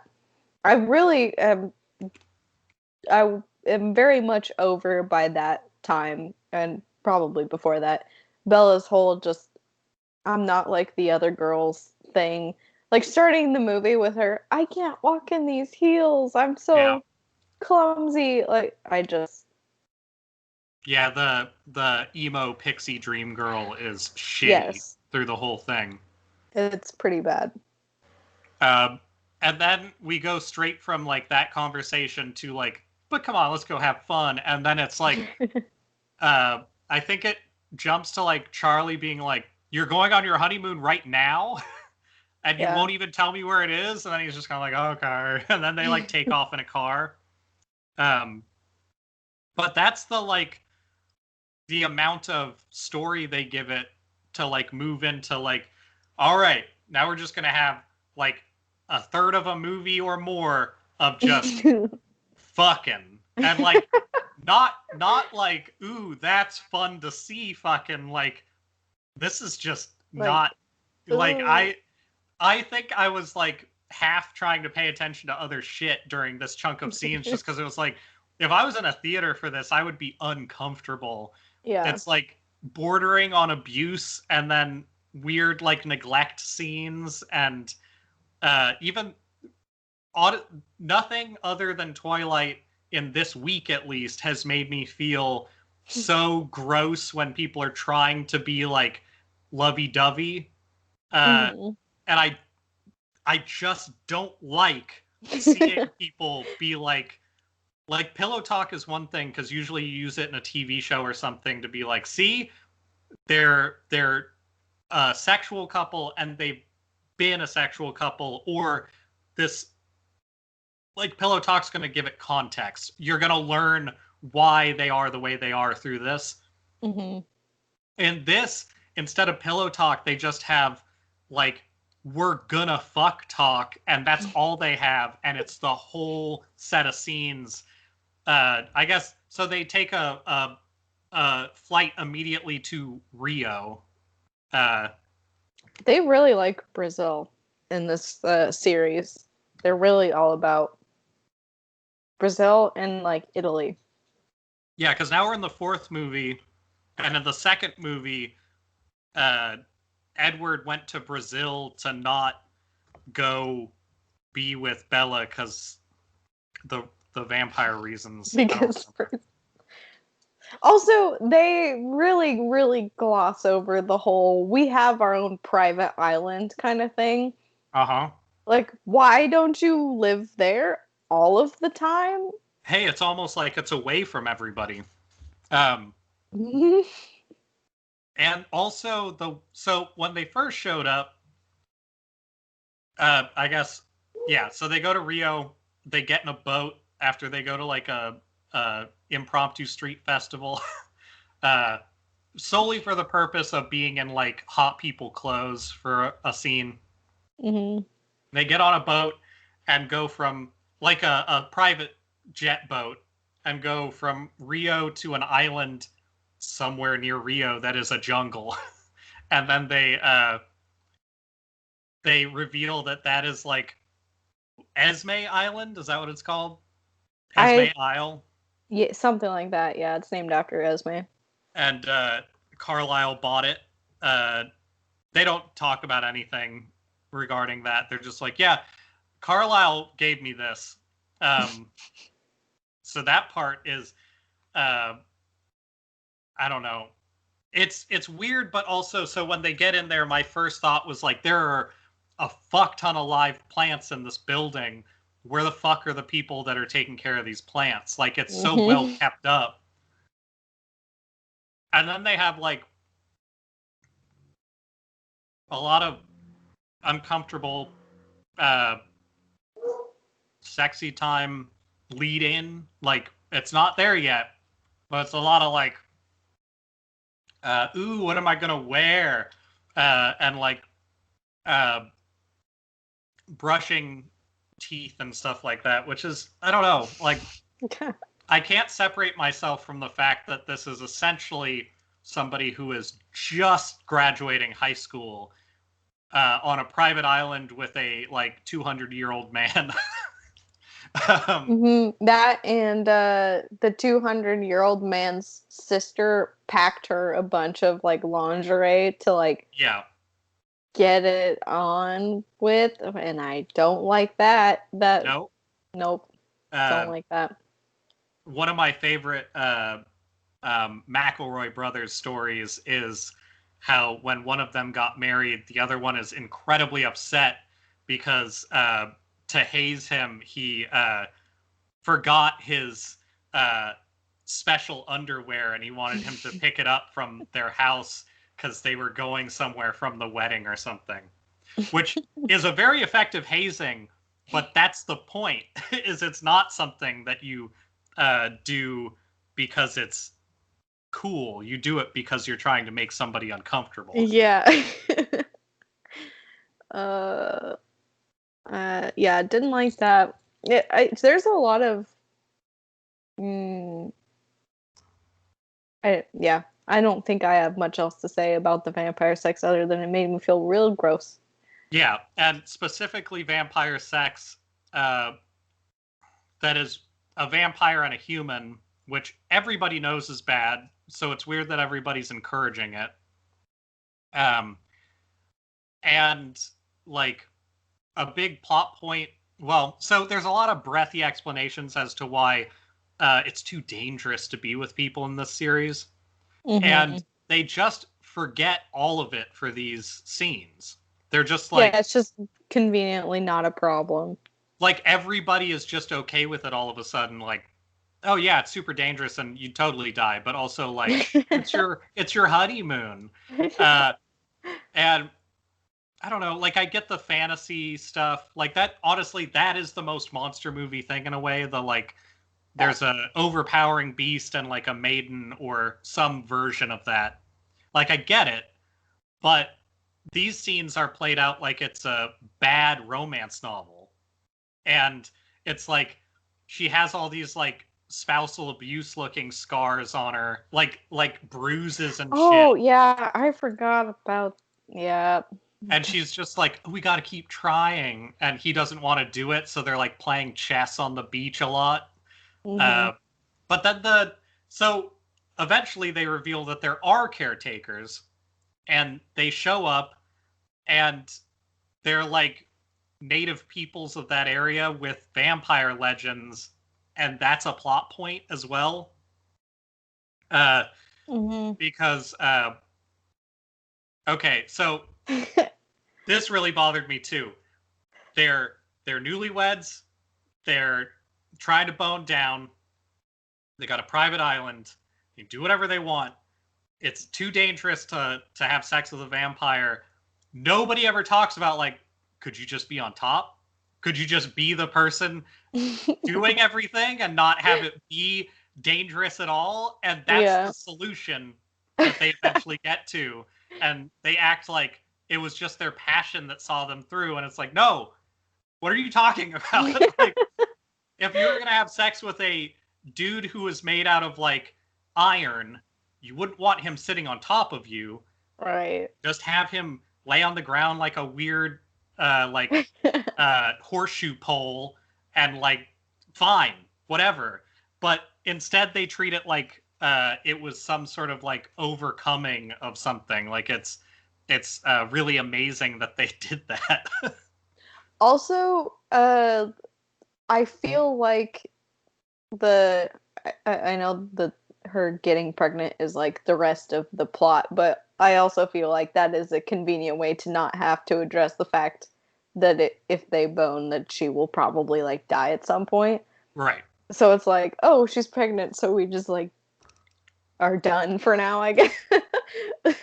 Well, they also all of the warnings of like that'll kill you have nothing to do with that because they make clear that that's never happened. Right. So like the warnings of death are because nobody's ever tried cowgirl. Like that's the warnings of death. Because apparently vampires are really stupid. But then the baby thing, which is the next plot point, and that's why having like native peoples of that area with legends comes into play because she suspects he's some sort of vampire. So he asks one of the caretakers advice, and she's like, "Death!" and then leaves. I don't know.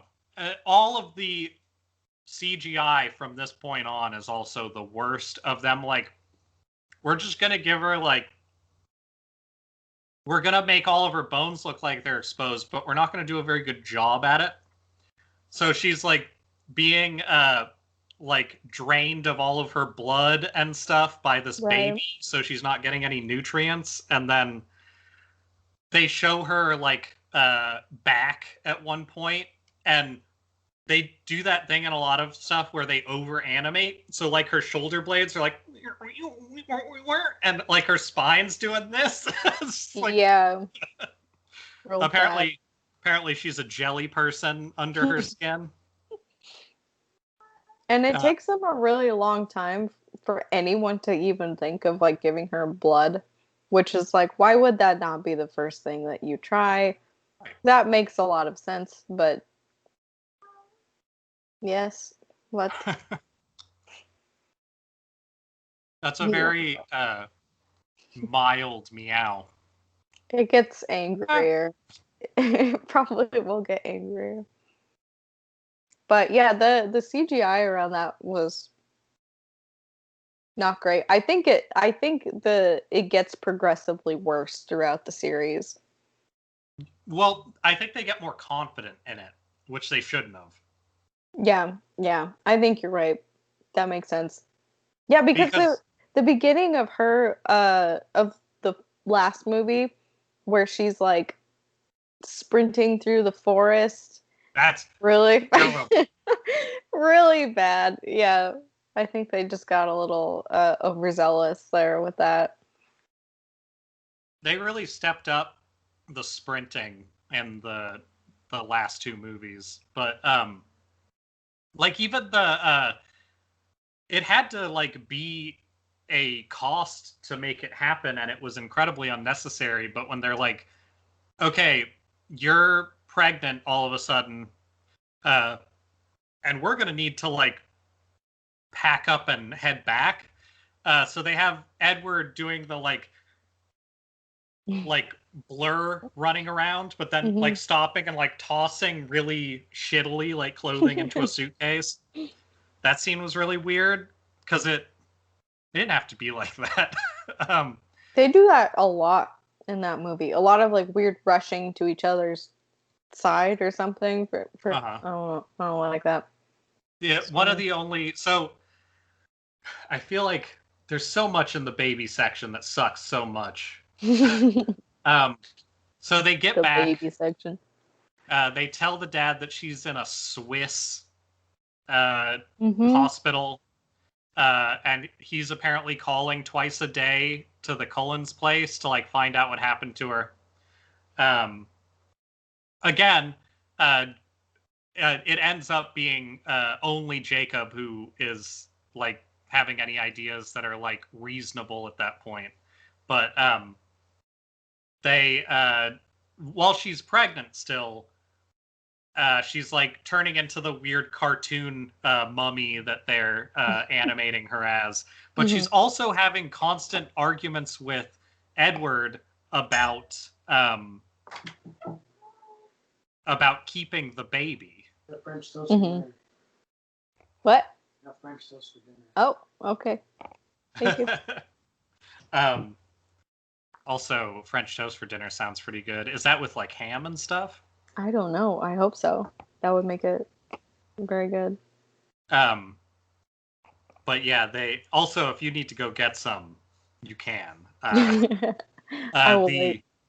The arguments. So you told me about this when you initially were watching it, but Edward is extremely like pure cherry boy garbage. And they don't really, they have a flashback like they're going to set up why, and they don't. They just have him like presenting her with a ring and being like, will you marry me? After he already asked her to marry him before. And that's like earlier on as like a precursor to like We Can Bone Now. But he has a speech that's also really gross that I didn't write down because I didn't want to say any of it again. It's a lot of like, will you do me the unparalleled enjoyment place of love? Like his like his wedding proposal is the worst. Oh yeah. But then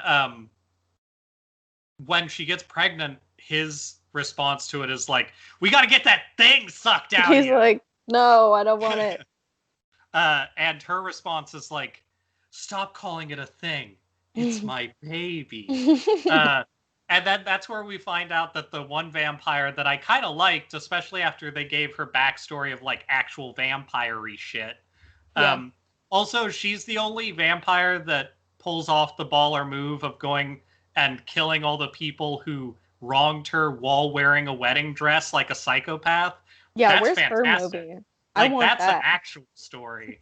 Hey, I was with this guy who was a real dirtbag, but pretending to like me, and then they, like, a whole bunch of dudes, like, apparently raped her and tried to kill her, but she ended up living and turning into a vampire, and she went back and killed all of them one by one, but waited for the last guy to get scared and have cops and stuff guarding him in, like, a fancy hotel room to do it, and then showed up in a full wedding dress.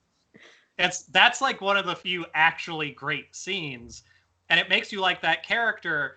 And then she's super pro-life when it gets to the baby thing. And it's like, they could have just had this character be fine instead of like kind of garbage again. Yeah. But and she's just into the baby because she wants to have kids and she can't. She wanted there to be a baby. That was the whole point. It. Yeah. And now that it's Bella. Actually, that when I think about it, that everything about that works out in her favor because she doesn't like Bella. So it's like two birds, She's one okay stone. with Bella.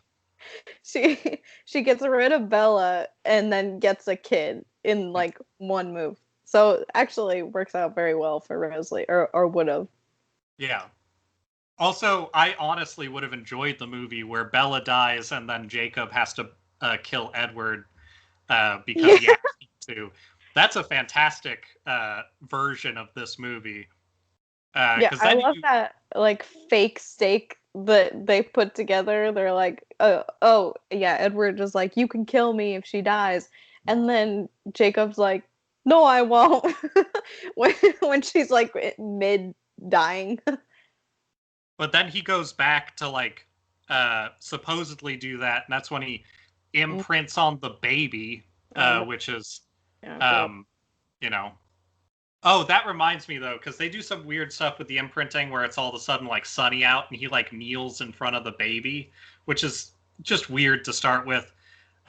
Also, the baby's being held by what's her name, Rosalie. Rose, and so he just sees the baby over her shoulder, this fucking like cyber monstrosity, and he just sees it and he's like, "Oh, baby," and it reminded me that during the terrible sex scenes for like an hour, uh, they do a thing. Wait, no, it is after this. Okay, good. We're still on course. So Bella dies, and they're like the venom stuff, the vampire juice. They like inject it into her to like turn her when she's gotten the baby out. Right.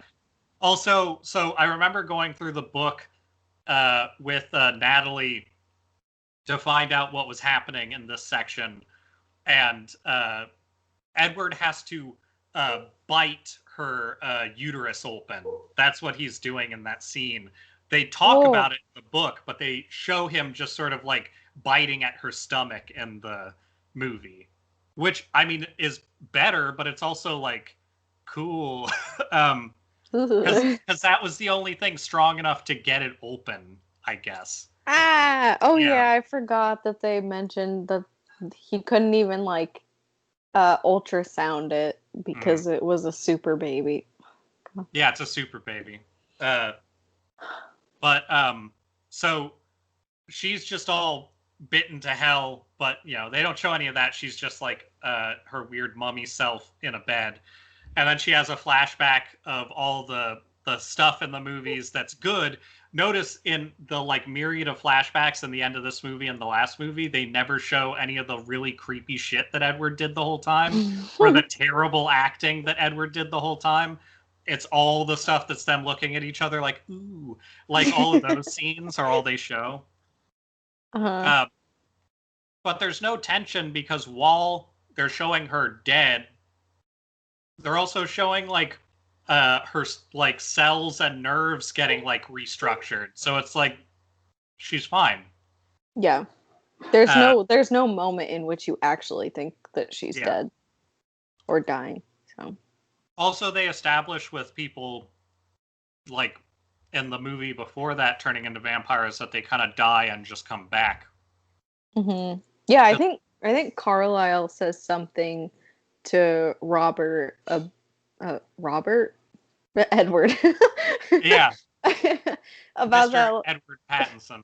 Edward Pattinson. Like when they are kind of preparing her body or like leaving her out, he also says something like it'll take some time for the venom to work, Yeah, and yeah, which it's again, ruined. that's exactly what happens in Interview with a Vampire. Is the person has to die and sit there for a minute, and then they like reconstitute, kind of. It's all taken from that. Anyway, I've now worked through all the nuts, so now that I'm nut blasted, I should be less paused. She comes back to life. Jacob's into that baby now. And when she comes back to life, she kind of just seems normal. The only difference is Just that her like hair... hotter, vaguely. She has makeup on, her hair gets darker, and she has like reddish eyes. That's like the difference. Mm-hmm.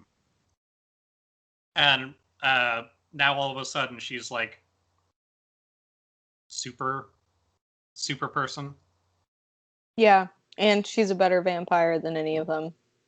Yeah, just it's naturally. The most shitty Mary Jane shit ever, like, or Mary Sue shit rather.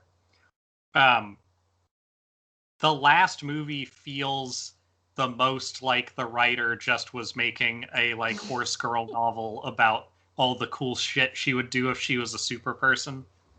Because she's the best vampire. Her baby's the only baby like hers, and it'll save the whole world. Which is mostly true. They get to the ending thing, but it's like she's basically Eve and Adam and Eve if you had like a setup for like how important she is. The power that Bella ends up with first is she doesn't have all the drawbacks of regular vampires, and second, it turns out, because the two movies kind of meld together, that she can just nullify all of the bad things that happen. Like, that's her ability. Her powers to just cancel everybody else's powers. Yeah. Which is like explained as the reason why Edward couldn't read her mind ever. And that also is I feel like the last movies, even though they get more like monstery and like we're just having a version of a superhero movie happen here. They also get like weirdly religious almost. So like she was just destined to be a vampire, and her powers were there before she was a vampire. Right. Which is garbage, because the whole point of the vampires is that you're a normal person until you're a vampire. So that like changes the entire world setting into like, oh, this is a Jesus world setting? It also makes all that stuff about Edward talking about a soul seem like they mean it. Like he actually doesn't have a soul, and that's a thing that we're talking about, which is stupid. But it doesn't matter because they'll live forever, I guess. Yeah. And yeah, what like once it's established that that's like her power or whatever, it to me feels like, okay, so this is a world in which even normal people kind of have powers, right? Sort of, and so there really genuinely is nothing different about Bella at all. Like she is this whole I am not like other girls narrative just doesn't work at all. She was so emo that she was vampire proof, and that's really special because that means that she's the best, I guess. Like it's very young adult novel, but it's like if you took Katniss from the Hunger Games and said, well, actually she also has telekinesis, so don't worry about that. That's just a thing. She can jump 3 stories because she's superhuman. But, yeah, don't pay attention to that. Yeah. But I think now, so the conflict of the final part of the story finally picks up. The conflict of the werewolves and vampires is pretty much done. Because once there's a baby and Jacob's imprinted on it, the werewolves are fine with them. Like that's the solution to the werewolf vampire problem, is that he imprinted on a half vampire, half human child of the vampire family, so they're all protected by werewolves now, because that's how werewolf law works. And another just convenient made up law that fixes everything. Speaking of laws, what's the it's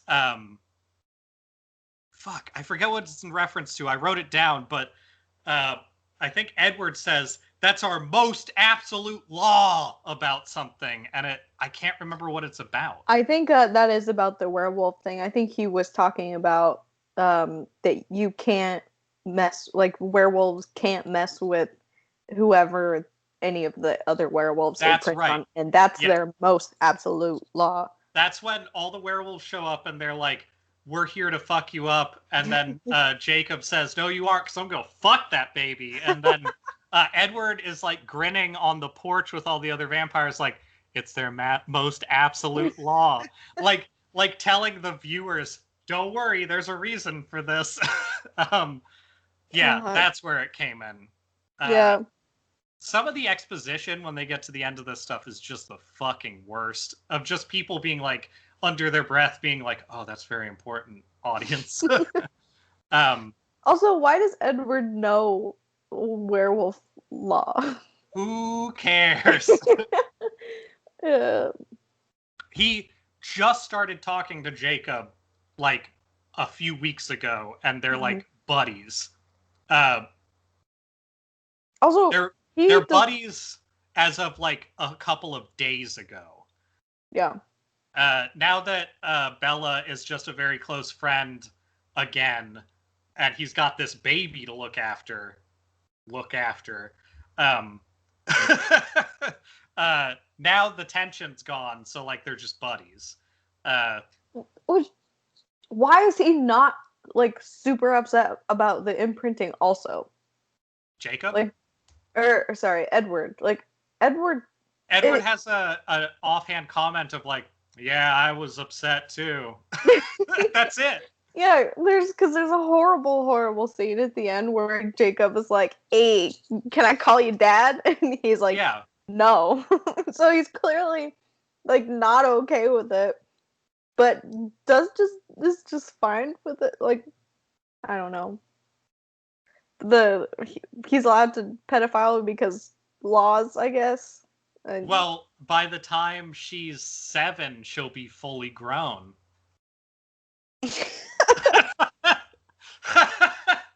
That's some fucking anime shit right there. Thanks, I hate it. Yeah, it is. That's like some weird elf logic and some like weird TVMA anime you stumble across. Like, ugh, somebody fucked up over here. But yeah, so Jacob's fine because she'll be old quick. I have a video of Hugh Hefner singing a song about something like that. Anyway, so the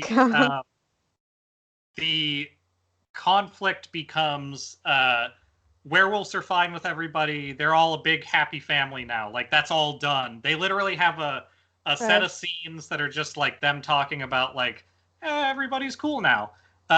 But there's like an hour and a half left of this fucking movie. So then it turns into them one family member who that's it. So they have a flashback. And in the flashback, there's 3 Cullens that live nearby that you've never heard of until right now. Or 4. 3 sisters and a guy with them who's like with one of the sisters, I think. So there's 4 vampires nearby. The 3 sisters specifically were in like an old Romanian town or something. And one of their mother or their like creator, I think. So like, I guess an old Cullen of some kind accidentally made a baby, or not a baby, but like a like 8-year-old boy into a vampire, which, hey, that backstory is probably pretty gross. You should tell us about that. And that's not. Yeah. And that boy like kills most of a village, and then the Volturi show up in the flashback and do the old arms and head like fling off of the mom, and then Dakota Fanning, my personal favorite. Dakota Fanning holding this 10-year-old boy, smiling like, "Hey, it's all right." Just like chucks him straight into the fire, which it's fucking great. Like that is there's no instance of it being like, oh no, it's just like, here's this boy. Poof. Like, very Yeah. good. That must have been a hot fire too, because that kid just Or a very flammable baby.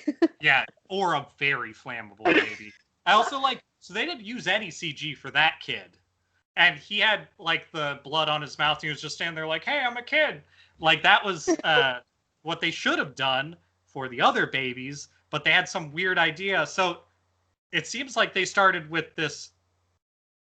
I feel like they did this to, in their heads, get around the whole pedophile thing, but they didn't. I think the CG baby face on the like different not them people was so that it always looked like the at least close to of age actress who was actually playing the daughter. But they just took her features and went like onto these weird like simulacra of people, and it always looks bad and it's always moving too much. Honestly, this is one of my favorite eras for movie graphics because things are always moving too much. Like the baby sitting there just like like it's disgusting.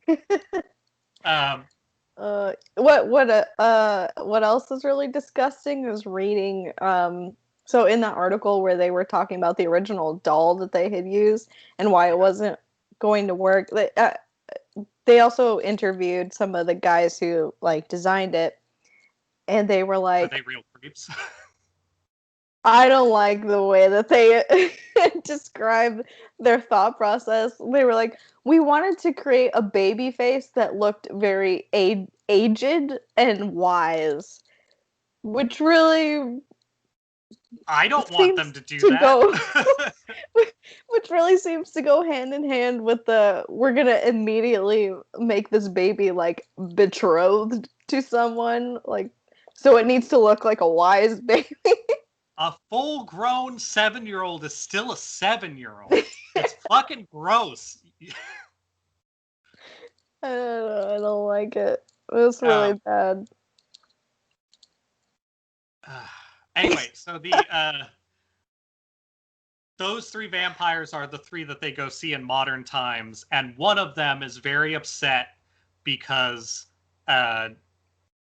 they see the kid, and instead of waiting to find out what's going on, they just run off to the Volturi. Yeah, that's so. It's Irina is the one that that sees the kid like jump really high from a distance, like super far away, to catch a snowflake or something. Yeah. So she's doing like magical things, and she thinks, "Oh shit, we have like an immortal child." But instead of having any sort of conversation at all, she goes to the Volturi to like report the crime. She sees them from a cliffside, runs away through the forest, and jumps into the ocean. Yeah.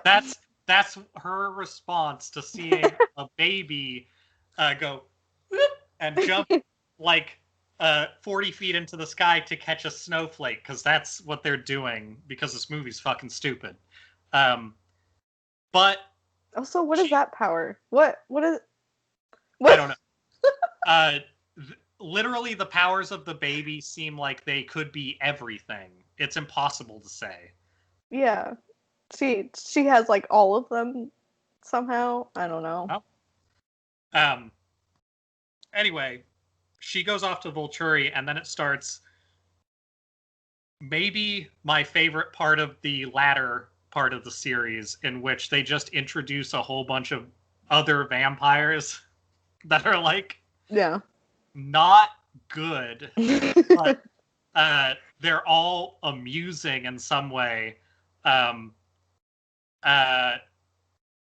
They go off in like groups to find them, I think. So they're like, the Volturi are going to come. So their answer is, we just need a whole bunch of people here so we don't have to fight them, and we can have like backup that's vouching for us. Like that's their plan. To start with, they all go out and try to find people. And I think, so at the, wait, was that how it happened? Yeah. To start with, Alice and Jasper go off and find a guy who I guess fought in the Civil War alongside Jasper.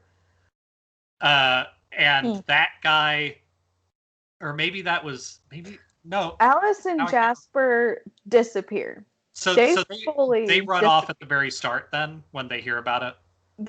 She has the vision, I think, and is like, we need to like find people to bear witness or whatever. And then she and Jasper just kind of leave, like in the night secretly. She leaves Bella a note, doesn't explain where she's going. Yeah, they get the message about the Volturi stuff and when it's going to happen, which is right after the snow sticks, which, come on. But in that scene, that's right, Alice and Jasper look at each other like, and then in the next scene, they've left. And so the rest of them go out to find people. So it must have been somebody else who was, maybe it was Chud, the like thick vampire guy, who finds them. Yeah, I think they all kind of split up and go find people, or something like that. So this vampire is a guy who I guess is just a vampire who fought in all of America's wars. And he just looks like you would expect, and they introduce him like he has the like slightly longer hair and the like extremely manicured everything, but he talks kind of like he was older, I guess, maybe. He has like a British accent. He has like a lightly British accent. I like a colonial accent, and he which my favorite part is that according to what I've heard, at least, colonial accent was more like British, and a British accent at the time was more like screeching, which I find very funny. But he's attacking a British musician because he still hates the British. Yeah. And that was sort of an amusing scene in the like, this is dumb that they did this. He comes with them, and then they have like 2 Amazonians show up, which was a real thing. They just kind of walk out of the woods and can like put mind pictures into people and don't talk at all.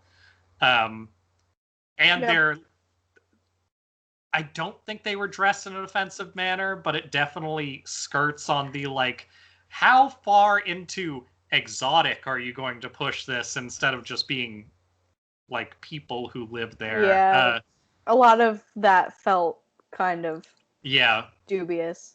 Yeah. They have the Irish vampires show up. There's 3 Irish vampires, and one of them is another Howard.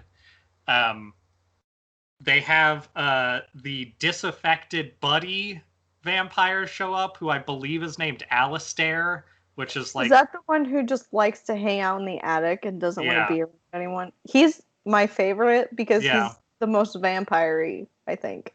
He's just... Well, also, his name is Alistair, so he's essentially like they took an old character from a vampire story and just put him in this movie, in essence, which is also very weird. And he just shows up and crawls into their attic and like only comes out to like poke holes in their plans. And then there's I like the 2 old Romanian vampires that are just total dipshits. And they're just supposed to be like old style vampires that the Volturi burned their castle down, like in the Middle Ages or whatever. And they talk like the most stereotypical vampires, but they look kind of like Jersey Shore. They're amusing. They had... Okay, so the rest of the Cullens show up who aren't the one who went to rat them out. But like that's... Oh, right. And Rami Malek shows up. Yeah. Because he's a fucking avatar. He can bend all of the elements, and he seems to be like completely like beneficent. He doesn't have any like ill will towards anybody. So that seems like they just kind of gloss over the whole like vampire thing and that. He's just a magic man with red eyes. That's it. Yeah, basically. And his family comes with him, like the older couple and him and his somebody else show up. Yeah. But I think that's it. I think that's the group. But introducing that group was probably the most interested I've been with that stuff. Yeah, I think that was probably my favorite kind of sequence of that, was meeting all the weird new vampires. I also like the other Norwegian-ish cousins that they have that I think live in Alaska or something weird. The blonde women. One of them has like shocky powers. Oh, that's the Cullens that they might live in Alaska, but they live not far from them. Okay, yeah. And I can't remember what the other girl's power is. But I like the shocky power girl. The other girl's power is that she's a couple with the guy. I don't think they have any special stuff. Yeah, I was gonna say that she's the one that is with Alistair, right?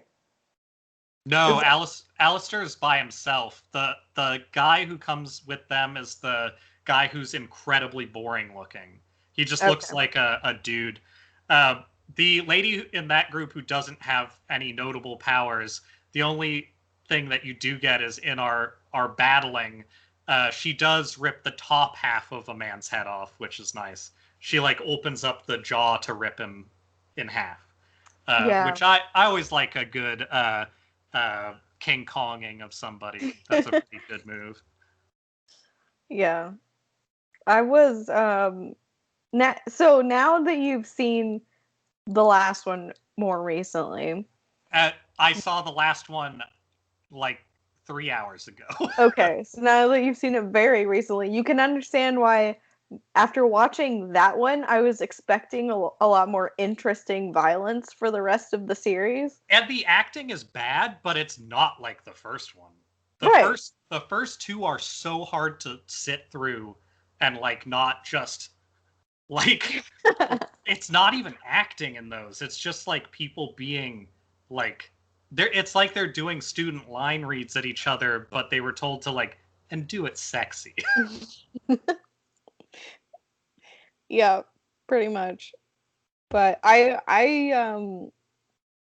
did really enjoy the climax of the last one. That was the best part of the entire series, I think. The fake conflict that is not even real. The fake out where they act like all of the things that they did had consequences. Yeah. Yeah. And if they had ended it where that ended, they would have had a conclusion that made sense and still like was like it. A lot of people would have died, but like that actually sits better with the whole story. Mm-hmm. But instead, it was like nothing is what happened. Yeah. My favorite part of that battle, I think, even if it wasn't very violent. Okay. Thank you.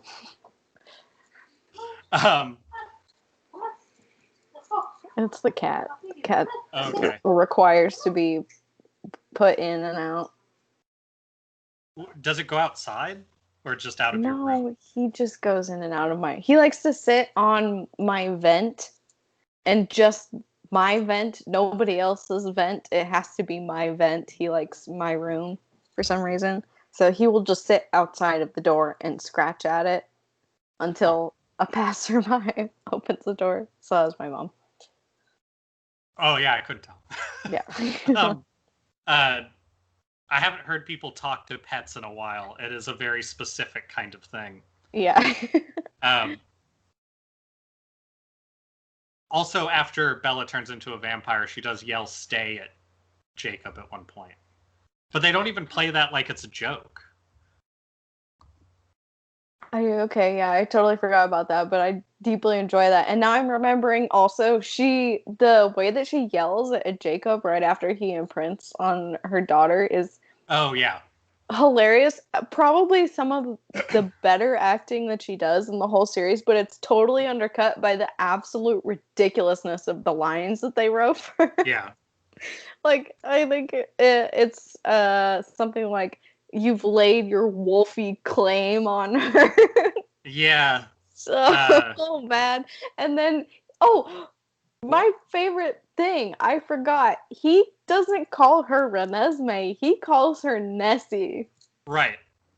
And then Bella gets mad that he's nicknamed her daughter after the Loch Ness monster, Mm-hmm. and he doesn't correct her. So like, Yeah, he he did. did. He also jumps into calling her that still, but like cuts it off. That is like maybe one of the few scenes that show that Taylor Lautner as an actor is okay by the end of the series. Like The for as bad lessons they as paid for, like, yeah, paid off. as bad as he started off in this, which is really bad, like worse than the others even. By the end of it, he's doing all right, and probably better than Pattinson. So like that seems good. Yeah. Pattinson is doing a lot better, but also like I don't. His character's so bad that it's hard to like get past it. And Bella's such a nothing character that like it's probably a testament to acting that you could even have anything happen in this movie with her and care. But it's still really not much of anything. Mm-hmm. Yeah. But so I guess back to the main plot. There is a note written on a piece of a torn out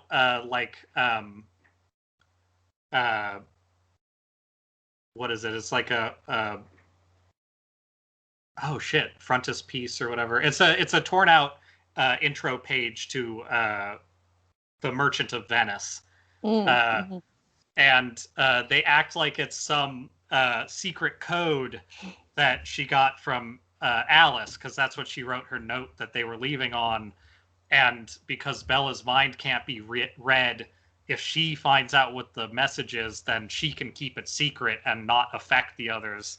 Um, but it's played like the Merchant of Venice would have something to do with it because like the whole literature angle and like how they're kind of like I don't know, just trying to play Bella like she's very good at everything except not falling down, and or I guess not falling down and sports she's not good at.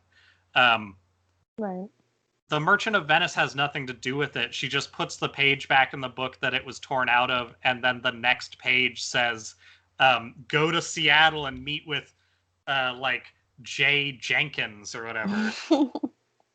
And then that just amounts to he gives her a passport for Jacob and Renesmee to like leave town. That's it. So such a like disappointingly human conclusion to that. Like, Yeah. why is the only option is just like change your identity, which okay, boring, that can happen in any movie, or fantastical vampire werewolf pope vampire fight in Uh-huh. which like most people die, like the most drastically different things, and neither of them actually happen. And I Like, feel she like doesn't. oh, I was just gonna say in a book context, this had to be more meaningful. Like it's way too much Yeah. real estate to not have like it had to be like, well, if you have this, it'll affect destiny or something. But they don't play it like that. Like it doesn't mean anything in the movie. Yeah. uh, mm, I really wish they killed off some people, or I don't even understand why the fight doesn't happen because, well, I guess it doesn't I don't happen know. because the main guy dies in the Yeah, fight. That's yeah, the only and he reason. doesn't want to die. Yeah, that makes sense. I But the uh I was gonna say I think it was right before Cat and Mom. uh, my favorite scene of the fight is when the one sort of like tall, like long-haired, square-jaw guy who hangs out with the Volturi, but is always like sort of not into it. He's very like Count Dracula-ish from like certain things, like video game style Dracula of him just standing around being like, I don't really like any of this. Uh, and the two Romanian shithead vampires go attack him, and he's just like, "Nice, finally!" And just they like rush past him and like tear all his arms and head off or whatever. I just like how excited he is to be killed by those vampires in the vision. He's like very into it. And it's the only time in the series when like they barely show him. He like shows up for a scene in each one and doesn't really say anything. But he's one of my favorite characters for how well he plays that moment. And then like most of the fights are just sort of Power Ranger fights where different powers get put against each other and you can see who wins, I guess.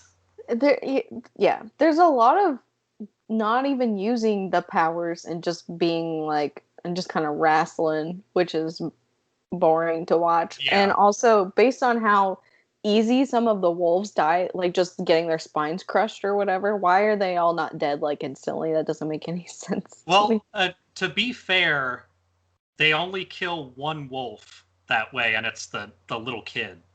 Oh, is it? Okay. Yeah, I didn't catch that. Sean, I think, or whatever.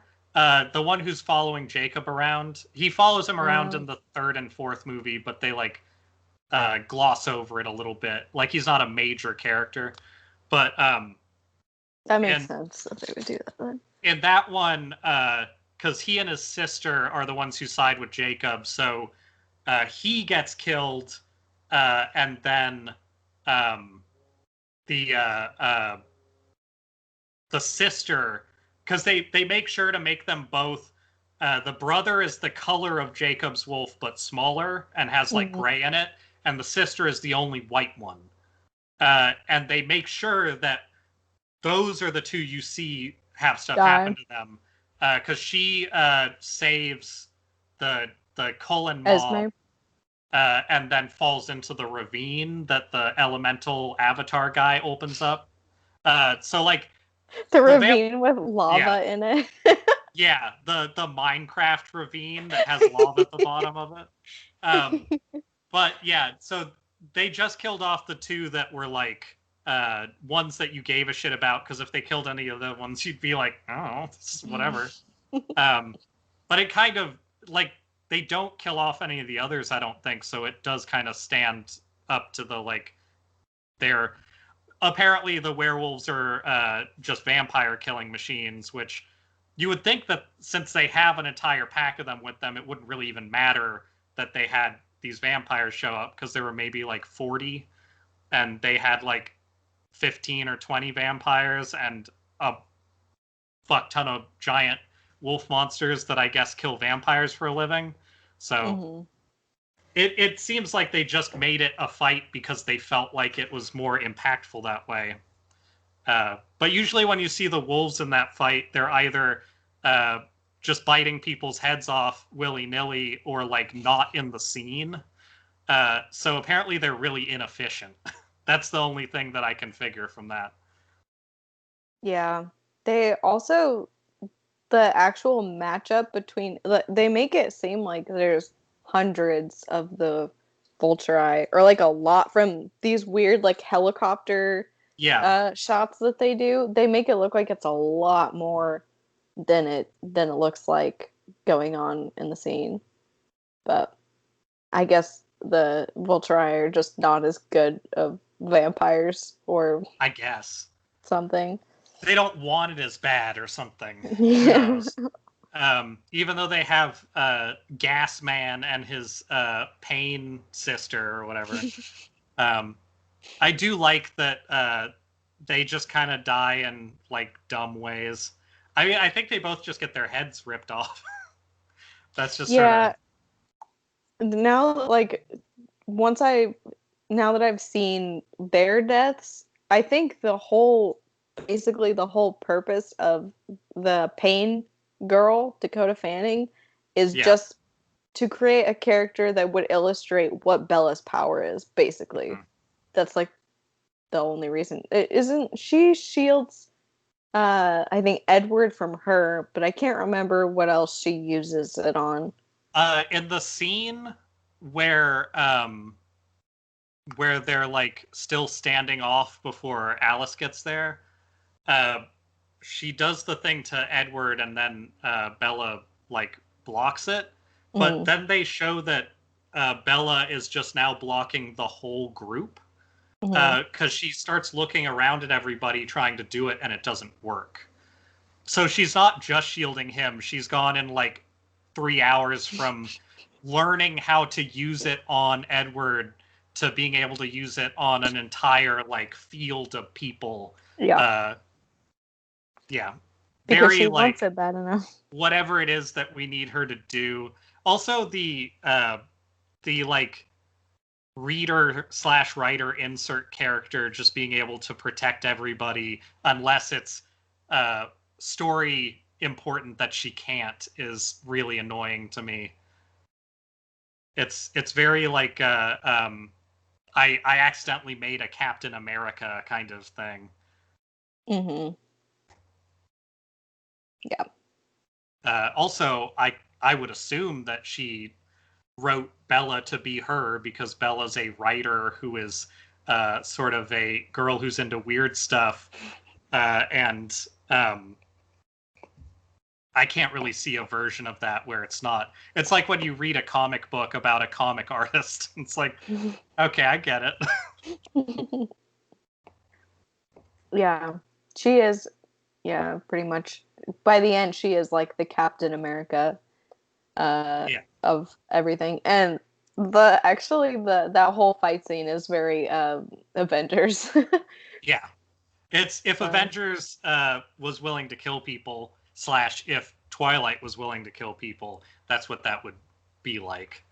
Except but Spider-Man. Joke's on you because there are no real consequences in this whole movie. It's just a weird guy looking at a weird girl and like getting her vision in his head of the future and then going like, I guess we're done, bye. And then everybody individually zips off into the forest, which looks terrible. You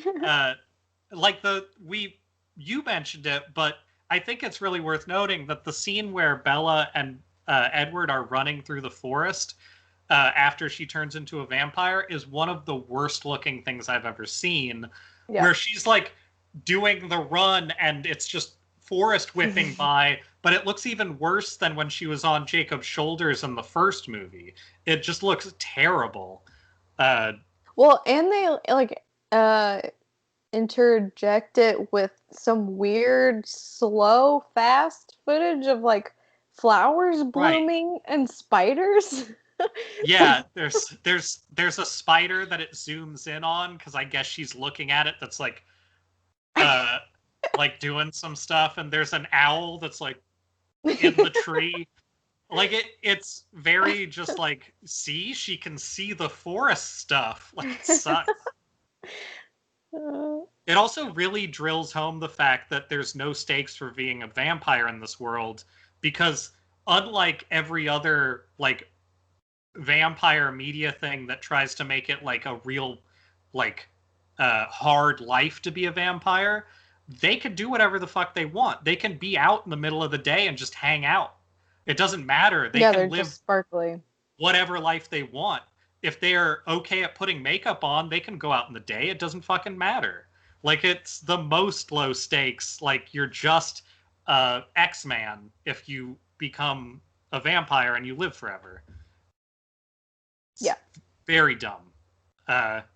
But it does make me want Marvel movies to rip more heads off. I think that's the one innovation that they should be taking from this.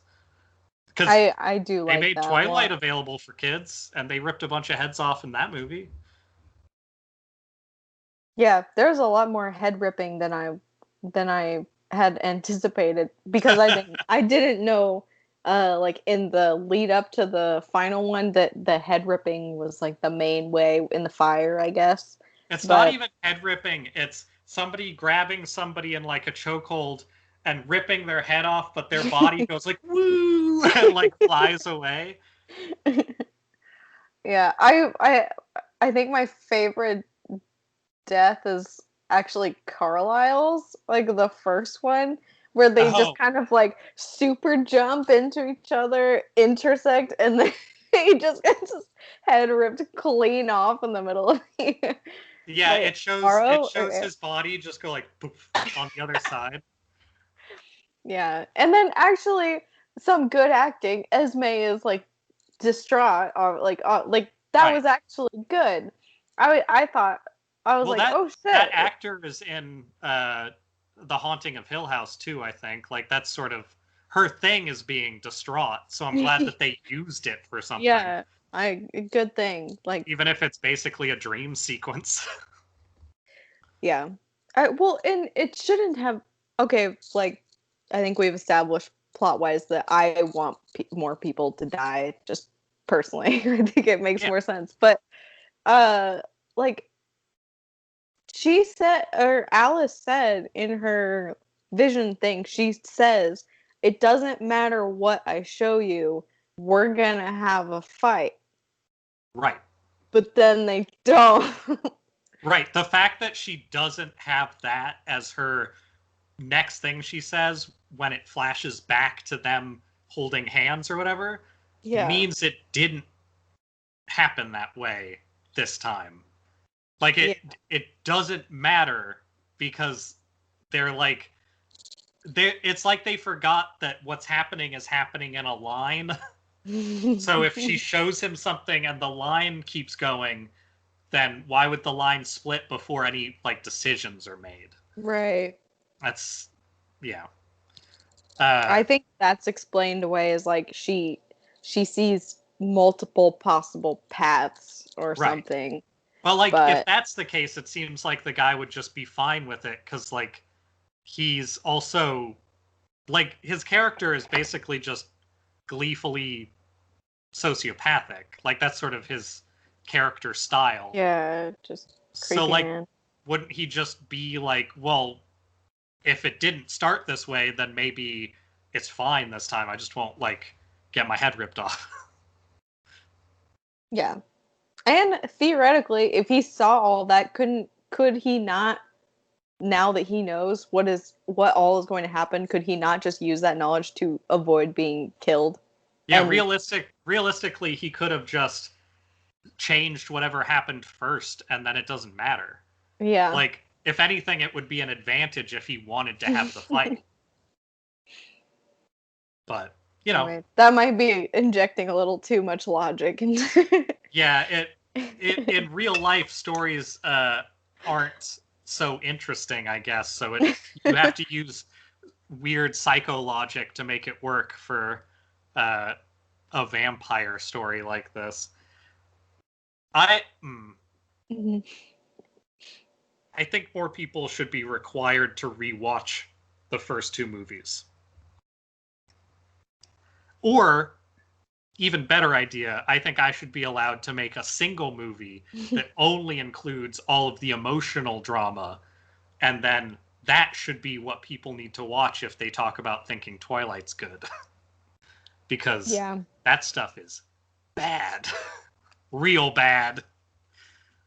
Or I don't, there's so many ways that it could have gone that would have made it so much more interesting. Like, what if Bella got turned and she killed Charlie, or like I don't know. Yeah.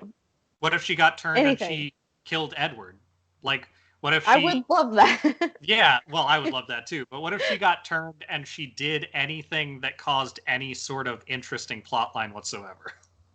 Yes. Dang. Uh, We'll never most know. vampire stories, no matter what age they're geared towards, are supposed to be tragedies because that's the whole point of the vampire character. Like, it's Right. And they make that a kind of a actually no. No, they don't. The only character that is kind of a tragic character is Rosalie because she wanted children and like a life and right. she didn't want to be a vampire. Everybody else is like hell yeah, I'm living forever and also I'm inexplicably rich, I guess, and I have like superhuman like there's no tragedy at all. It's like that they're just kind of winning all the time, except for Rosalie.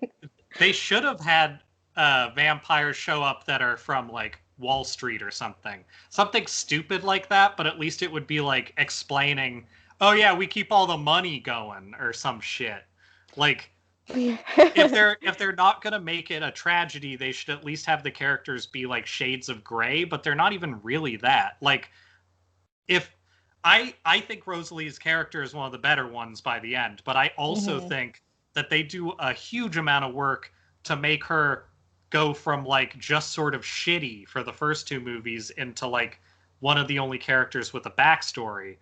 And that's like what writing is. You take a character that has problems and you advance all of their issues so that you have a better understanding of them. But what's your understanding of Edward? Like, what do you know about Edward by the end of this series?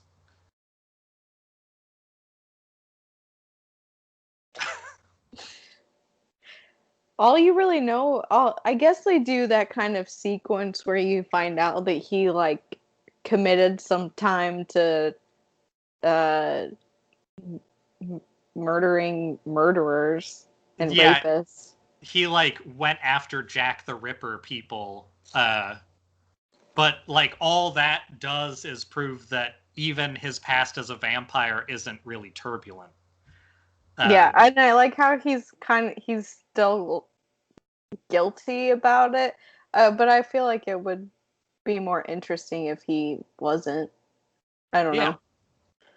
Like, it would be more interesting if his flashback was him being just a vampire, Yeah. and then he reformed 100 years or so ago when he started hanging out with Carlisle. Like, that would be fine. Like, that would make sense. But instead, he's always altruistic, and he always just killed bad people. And I feel like that's basically the storyline they insinuate for most of them, except for the guy who hates British people. Yeah, and even him, they give like a weird sort of retribution, even in that movie of like, well, I do like this electric girl a lot, so I'm gonna hang out with her now, which is a weird like. We can't even have this problematic character. He still has to be like saved in some fashion. Yeah, some sort of reconciliation. One other thing I just remembered about Edward's backstory, they're one of the times that they're talking about like waiting until they're married to have sex. She jokingly, I think, asks him, or she jokes about him being a virgin or not being a virgin because he's making her virginity like a big deal. And she's like, Right. oh, well, are you? And he just like doesn't respond. So it's implied, I'm guessing, that he's not, but there's no like explanation, like no I don't know. That was weird. Yeah, like the only reason you would assume that he's not is because that scene wouldn't be there otherwise, maybe, and also that he talks about how they would court if they had met in the past, which seems to imply that he already did that at some point, but it's hard to say. That scene sucks. I tried to push it out of my memory, but And I guess he does some other weird things, like ask her dad to date her. Right. Or he asks her dad something. I don't think he asks her dad to marry her, which seems like an important step. Maybe he did. I don't remember. Yeah. Really, it all comes down to Edward's pretty terrible. Like, everything about him. And when they start trying to make him more, like, friendly and smiling more towards the end of the series, it's way creepier. Where he's just, like, off in the corner, like, like trying to smile cool. It's very bad. Yeah, pretty off-putting. And that might be another reason why I thought Jacob was a better character, is because he just had normal emotions on his face later on. Like, he might not be a good actor, but at least throughout the whole thing, when she would, like, say something that was funny, he'd be like, ha! Like, that was at least something. Yeah, because they're the only, I mean, between her and Edward and her and Jacob actually spend some, like, time together, being friends, having conversation. Like, Right. There's an actual relationship there. With Bella and Edward, the only thing that really he even likes about her from the beginning was, like, her blood, I guess. Right. Yeah, And that was it's kind her of blood, it. and that he can't read her mind because she's already a superhero. That's all he likes about her. Yeah. Which makes sense because she's been given no actual qualities as a human being. Yeah. And her cool relationship with the one weirdo is cool because she just really wants to fuck all the time. And she wants that with Jacob too, which also, the way Jacob is written is still a bad idea, because he's like, you don't know what you want me.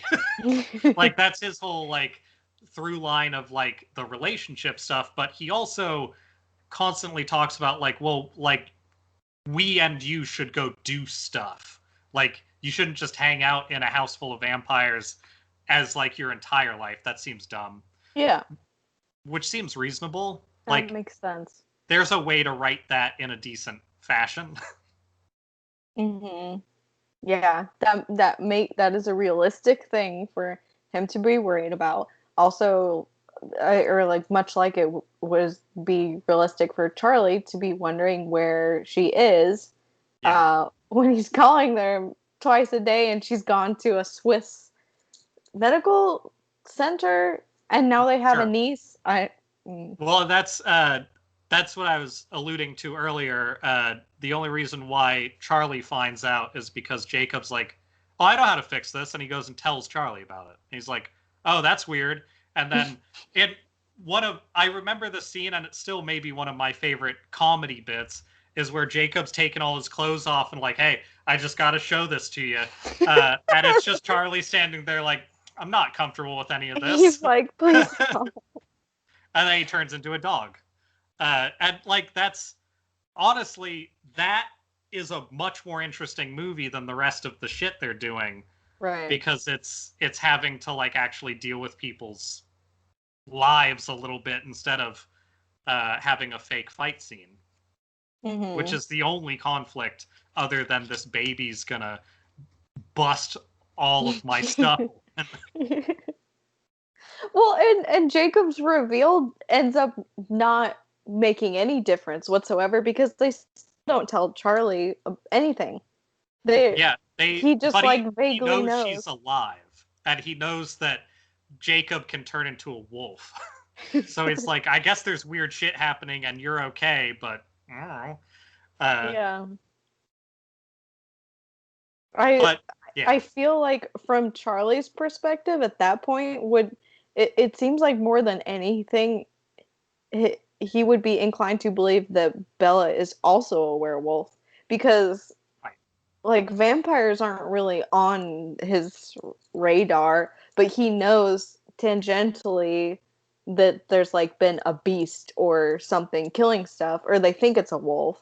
Yeah, his only real knowledge at that point is that Jacob might be killing people in the woods. So, like, even that version of it is like, I mean, he's a bad, like, officer if his reaction to that is like, well, I hope that our our family friend isn't the one murdering all of my friends in the woods.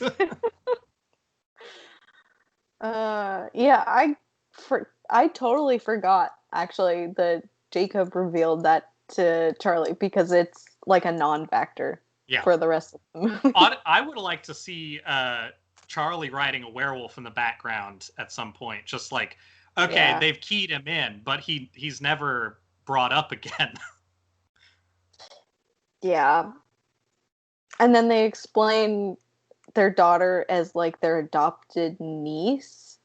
Is that how that goes? He says this, oh, your niece, and then they tell him that that's her daughter eventually.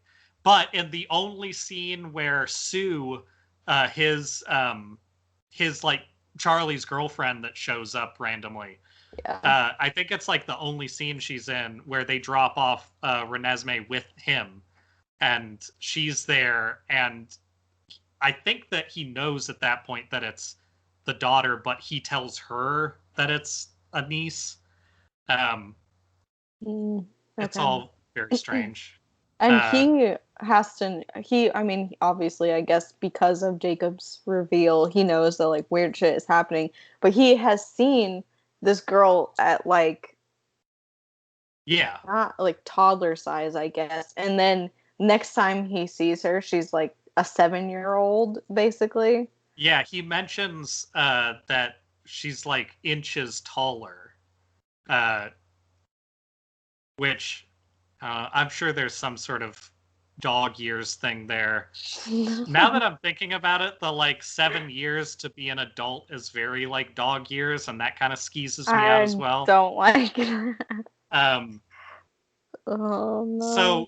So we're about out of time, but I think that it's really important that we mention, because like people who haven't watched this in a while might be thinking, oh, he's not going to fuck that baby. Like he makes a point of that in that movie where he's like, no, it's not like that. You don't get it with Bella. But the clincher is that at the end of the movie, as well as some other like remarks throughout that are like a little weirder, at the end of the movie, the vision forward that Alice has when she's like, oh, we're going to be all right, is him and Renesmee from the back as a couple watching the sunset. And then Daddy Edward and Bella come up from behind and they all hug it out.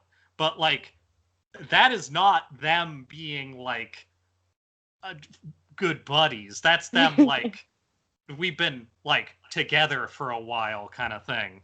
And that's sort of the clincher on the gross stuff.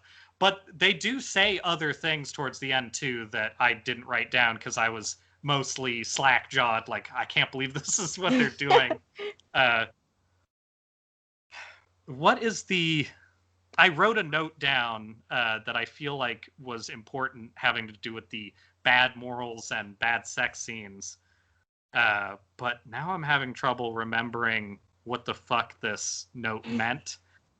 Because it says bad sex scenes and awful sex morals and cap P. Oh! Capital punishment? Would that have been a thing? There's no way I was tired when I wrote this, I bet. I'm trying... I can't...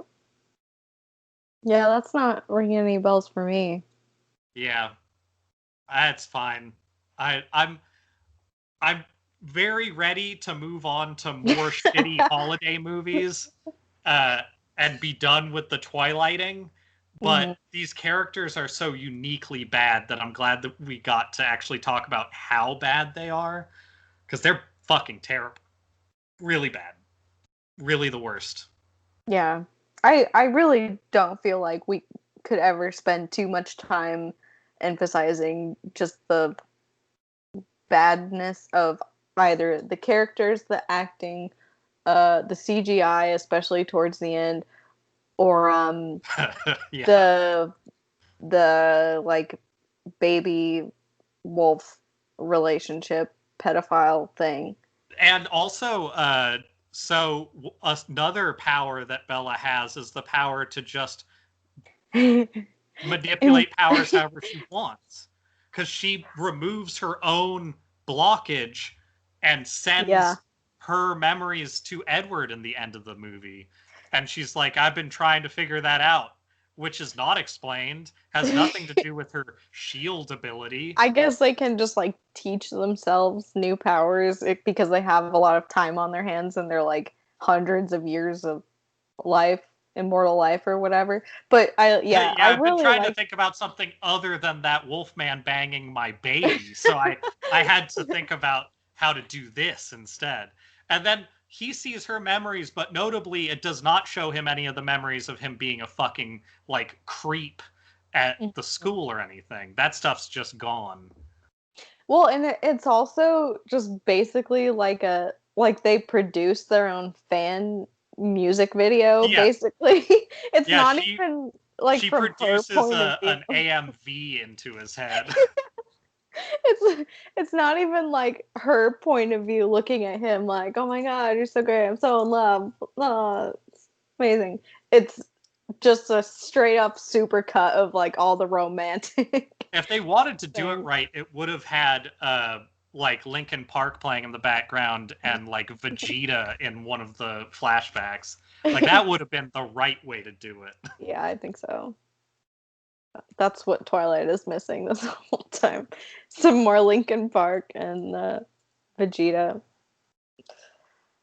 Most things are missing just a good anime music video segment. Speaking of anime music video segment, we're at about 3 hours, so I'll have to save my my anti-Biden stuff for after Trump concedes or something, because I have plenty to say about that, but I'm not going to make a two-parter to complain about Biden this week. Fair enough. We can always stretch out our complaining about Biden into the foreseeable future. Oh yeah, we got time. Yeah. Some would say years of time. My only other thing that I was gonna touch on was my cantankerous cat. My cat's a real dick. I think that's been explained. It's been at least lightly established, yeah. But the main thing I was going to what was I gonna say? Oh yeah, he pissed in my suitcase today.